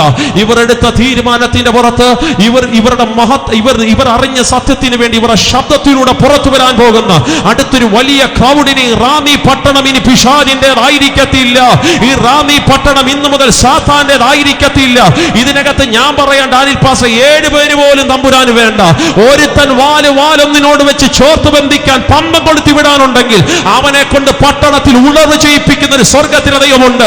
അങ്ങനെയാണെങ്കിൽ ചേർന്ന് ഇവരെ ബ്ലസ് ചെയ്ത് സ്തോത്രം ചൊല്ലി പ്രാർത്ഥിച്ച് എല്ലാ ഹൃദയങ്ങളും തുറന്നവർക്ക് വേണ്ടി പ്രാർത്ഥിച്ച് ഇവരുടെ കൂടെ മറ്റെല്ലാ സഹോദരങ്ങളും മാതാപിതാക്കന്മാരും എല്ലാവരും ഇവരുടെ കൂടെ ഒരുമിച്ച് എഴുന്നേറ്റ് നിന്നാട്ടെ. ആബാലവൃത്തം ചെയ്യണം. ഇവരുടെ കൂടെ ചേർന്ന് ഒരുമിച്ച് എഴുന്നേറ്റ് നിന്നാട്ടെ. ഇവരെ ഒന്ന് ബ്ലസ് ചെയ്ത് സ്തോത്രം ചൊല്ലി പ്രാർത്ഥിച്ച് യേശുവിന്റെ നാമത്തിൽ. അണ്ടകക്ഷം മനകത്തോനെ ഹസ്തനേധിയാവന. മക്കളെ, നിങ്ങളെടുത്ത തീരുമാനം എത്രയും വേഗത്തിൽ കഴിയുമെങ്കിൽ ഈ ജനുവരി തീരുന്നതിനേക്കാൾ മുമ്പ് ദൈവം, ഞാൻ പറയാം, അത് പറഞ്ഞപ്പോൾ മനസ്സിലാകുമോ എന്ന് എനിക്കറിയത്തില്ല. ആ സ്നാനക്കടവിൽ നീ മുങ്ങിപ്പൊങ്ങുമ്പോ നിന്റെ അകത്തുണ്ടാകുന്നൊരു സന്തോഷമുണ്ട്. അത് അനുഭവിച്ചാലേ നിനക്ക് മനസ്സിലാക്കത്തോളൂ. ഇന്ന് രാത്രി വീട്ടിൽ പോയി മാതാപിതാക്കന്മാരോട് പറയണോ, എനിക്കങ്ങനെ കർത്താവിനെ ഒന്ന് വേണം മമ്മി, ഇന്നു മുതൽ എനിക്ക് ആ യേശുവിനെ വേണം. ആ പാസ്റ്റങ്ങൾ പ്രസംഗിക്കുന്ന പോലെ എനിക്ക് കർത്താവിന് വേണ്ടി നിൽക്കണം. എല്ലാ ഹൃദയവും തുറന്ന മാതാപിതാക്കന്മാർ വരെ കരമുയർത്തി ബ്ലസ് ചെയ്ത്, എല്ലാ കരങ്ങളും ഉയർത്തി ചേർന്ന് വരെ ആത്മാവിൽ നിന്ന് അനുഗ്രഹിച്ച് പ്രാർത്ഥിച്ച്, ലോർഡ് ഹോളി സ്പിരിറ്റ്, യേശുവിന്റെ നാമത്തിൽ ഇന്നു മുതൽ ഇവർ ദൈവരാജ്യത്തിന്റെ വക്താക്കളായി തീരുമോ. ജീസസ്. കരങ്ങൾ താത്തുന്നതാണ്, പ്രാർത്ഥിക്കുകയാണ്. ഇവിടെ വന്നിരിക്കുന്ന സമയം മുതൽ 2 സിംറ്റം പരിശുദ്ധാത്മാവിനോട് പറയാൻ പറഞ്ഞു. ശേഷം കർത്താവിന്റെ ദാസന്മാർ ഒരു പാട്ട് പാടും. സെക്ഷൻ നമ്മൾ ദൈവകരങ്ങളിലേക്ക് ഏൽപ്പിക്കും. ആത്മാവിനോട് ഇങ്ങനെ പറയുന്നത് വെച്ചാൽ, ന്യൂറോയുമായി ബന്ധപ്പെട്ട് ഭയങ്കരമായി സ്ട്രഗിളിങ് അനുഭവിക്കുന്ന ആ മെഡിക്കൽ ടൈമിന്റെ എക്സ്ട്രീം ലെവലൊന്നും എനിക്കറിയത്തില്ല കേട്ടോ. എനിക്കറിയാവുന്ന വേർഡ് ഞാൻ അങ്ങനെ തന്നെ ഉപയോഗിക്കുകയാണ്. ന്യൂറോയുടെ സ്തോത്രം, ന്യൂറോ സംബന്ധിച്ചുള്ള വിഷയത്തിനകത്ത് ഭയങ്കരമായി സ്ട്രെയിൻ അനുഭവിക്കുന്ന, സ്ട്രഗിളിങ് അനുഭവിക്കുന്ന പ്രിയപ്പെട്ടവർ, അടകക്ഷം മനകത്താനം ഹസ്തനം ധനാദിയാവന. ആത്മാവിൻ നിന്നോട് പറയുന്നു, ഒരു മനുഷ്യന്റെ കരം പോലും നിന്റെ മേൽ വരണ്ട. ആമൻ. ആണിപ്പെടുന്നുള്ള ഒരു കരം നിന്റെ ശിരസിനകത്ത് ഇന്ന് രാത്രി ഇറങ്ങി വന്ന് അസാധാരണമായൊരു സൗഖ്യം പരിശുദ്ധാത്മാവ് തരും. ഇതേ ചില സമയങ്ങളിൽ ആക്റ്റീവായി ജോലി ചെയ്തുകൊണ്ടിരിക്കുമ്പോൾ കണ്ണിനകത്തേക്ക് ഇരുട്ടിടിച്ച് കയറിയിട്ട് എന്തെന്ന് പോലും അറിയാൻ കഴിയാതെ പെട്ടെന്ന് സോഫയ്ക്കകത്ത് ഇരിക്കുന്നത് പോലെ ഗതികേട് വരുത്തുന്ന ചില ശാരീരിക ബലഹീനതകൾ ഇന്ന് രാത്രി വിശ്വസിച്ചൊന്ന് സ്തോത്രം ചൊല്ലാമെങ്കിൽ പ്രിയരെ, അത് അസാധാരണമായ അഭിഷേകം നിന്റെ ശിരസിനകത്തേക്ക് ദൈവാത്മാവ് പകരുക. എന്തോ ദൈവാത്മാവിനോട് എടുത്തു പറയാൻ പറയുന്നു. ഇയർ ബാലൻസിങ്ങിനെ പോലും തടയുന്നത് പോലെയുള്ള മേഖലകൾ യേശുവിന്റെ നാമത്തിൽ. ചെവി വേദനയൊന്നുമല്ല ഞാൻ ഈ പറയുന്നത് കേട്ടോ. ആ കാതിന്റെ 2 സൈഡുകളിലാ ഇയർ ബാലൻസുകളെ തടയുന്ന അസ്വസ്ഥതകൾ. അത് കണ്ണിനകത്തേക്ക് ഇരുട്ടിടിച്ച് കയറ്റിയിട്ട് പിന്നെ പെട്ടെന്ന് ഇരിക്കണമെന്ന് തോന്നുന്നത് പോലെയുള്ള ചില ഇറിട്രേഷനുകൾ കഴിഞ്ഞ 6-7 മാസങ്ങളായി തുടരുന്ന ചില സ്വാധീനങ്ങൾ ഇന്ന് രാത്രി വിശ്വസിച്ചൊന്ന് സ്തോത്രം ചൊല്ലാമെങ്കിൽ അസാധാരണമായൊരു സൗഖ്യം അത്തിപ്പഴത്തെ നല്ല തമ്പുരാന്റെ അടിപ്പിടലുകളാൽ ഇന്ന് രാത്രി നിന്നെ സൗഖ്യമാക്കുന്ന ഒരു ദൈവത്തിന്റെ കരം ആത്മാവ് ഇന്ന് രാത്രി വെളിപ്പെടുത്തും. 3 സിംറ്റം പരിശുദ്ധാത്മാവ് നമ്മളോട് പറഞ്ഞു കഴിഞ്ഞു. ഒന്ന് ന്യൂറോയുമായി ബന്ധപ്പെട്ട്, എസ്പെഷ്യലി ബ്രെയിനിന്റെ വെയിൻസുകൾ, ബ്രെയിനിന്റെ ഞരമ്പുകളുമായി ബന്ധപ്പെട്ടുള്ള ആമേൻ സ്തോത്രം, ആ അതീവ ഭാരമുള്ള വിഷയം. 2 കണ്ണിനകത്തേക്ക് ഇരുട്ടിടിച്ചു കയറ്റി. അത് 3 ഇയർ ബാലൻസുകളെ തടയുന്നത് പോലുള്ള സ്വാധീനങ്ങൾ. ഈ 3 മേഖലകളെ വെട്ടിപ്രാർത്ഥിക്കാൻ എനിക്ക് നിയോഗമുണ്ട്. നാളുകളിൽ ശക്തന്മാരായ അഭിഷക്തന്മാർ വരുന്നു, അവർ മറ്റൊരലങ്ങളെ തൊടും. ഇന്ന് രാത്രി ഈ 3 മേഖലകളെ പ്രവചിച്ച് പരിശുദ്ധാത്മ പറയുന്നു, ഈ വിശ്വസിക്കാമെങ്കിൽ ദൈവത്തിന്റെ കരം ഇന്ന് രാത്രി നിന്റെ ശിരസിനകത്തേക്ക് പകരുകയാണ്. ഞാൻ ഈ പറഞ്ഞ സിംറ്റം ഉള്ളവർ മാത്രം ആ കരം ഒന്ന് ഉയർത്തി കാണിക്കാമോ? ഞാൻ ഈ പറഞ്ഞ സിംറ്റം ഉള്ളവർ മാത്രം, ലജ്ജയില്ലെങ്കിൽ അവർ മാത്രം ആ കരം നന്നായിട്ട് ഉയർത്തി കാണിച്ച്. പുറകിൽ നിൽക്കുന്നവർ എനിക്ക് കാണാൻ പാകത്തിൽ യേശുവിന്റെ നാമത്തിൽ ഇത്രയും പേർക്ക് ആ സിംറ്റം ഉള്ളവരാണോ? ഇന്ന് രാത്രി ചേർന്ന് സ്തോത്രം ചൊല്ലി പ്രാർത്ഥിച്ച് ഞാൻ പറയാം, മനുഷ്യന്റെ കരം നിങ്ങളുടെ മേൽ തരണ്ട. നിങ്ങളെ കരം ഉയർത്തിപ്പിടിക്കുമ്പോൾ തന്നെ നിങ്ങൾ വിശ്വസിക്കുകയാണ്, ഈ പരസ്യവേദിയിൽ നിങ്ങളുടെ മേൽ ആണിപ്പെടുന്നുള്ള കരം. ഇനി ഈ വിഷയം നിങ്ങൾക്ക് പ്രാർത്ഥിക്കേണ്ടി വരത്തില്ല കേട്ടോ. കാരണം എനിക്കുറപ്പാ, എന്റെ ദൈവ സൗഖ്യത്തിന്റെ ദൈവം, അത് മനുഷ്യന്റെ മഹത്വത്തിനല്ല, അത് ദൈവത്തിന്റെ മഹത്വത്തിന് വേണ്ടി ദൈവം അത് ചെയ്യുമെന്ന് വിശ്വസിക്കുന്ന ദൈവത്തിന്റെ മക്കളുണ്ടെങ്കിൽ ആ കരം പാത്തിട്ട് കരങ്ങളെ ചേർത്തടിച്ച് ശക്തിയോടെ, ബലത്തോടെ, ആനന്ദത്തോടെ യേശുവിന്റെ നാമത്തില് ജയത്തിന്റെയും ഉല്ലാസത്തിന്റെയും ഘോഷം നീതിമാന്മാരുടെ കൂടാരത്തിനകത്ത് ഇന്ന് രാത്രി വ്യാപരിക്കുക.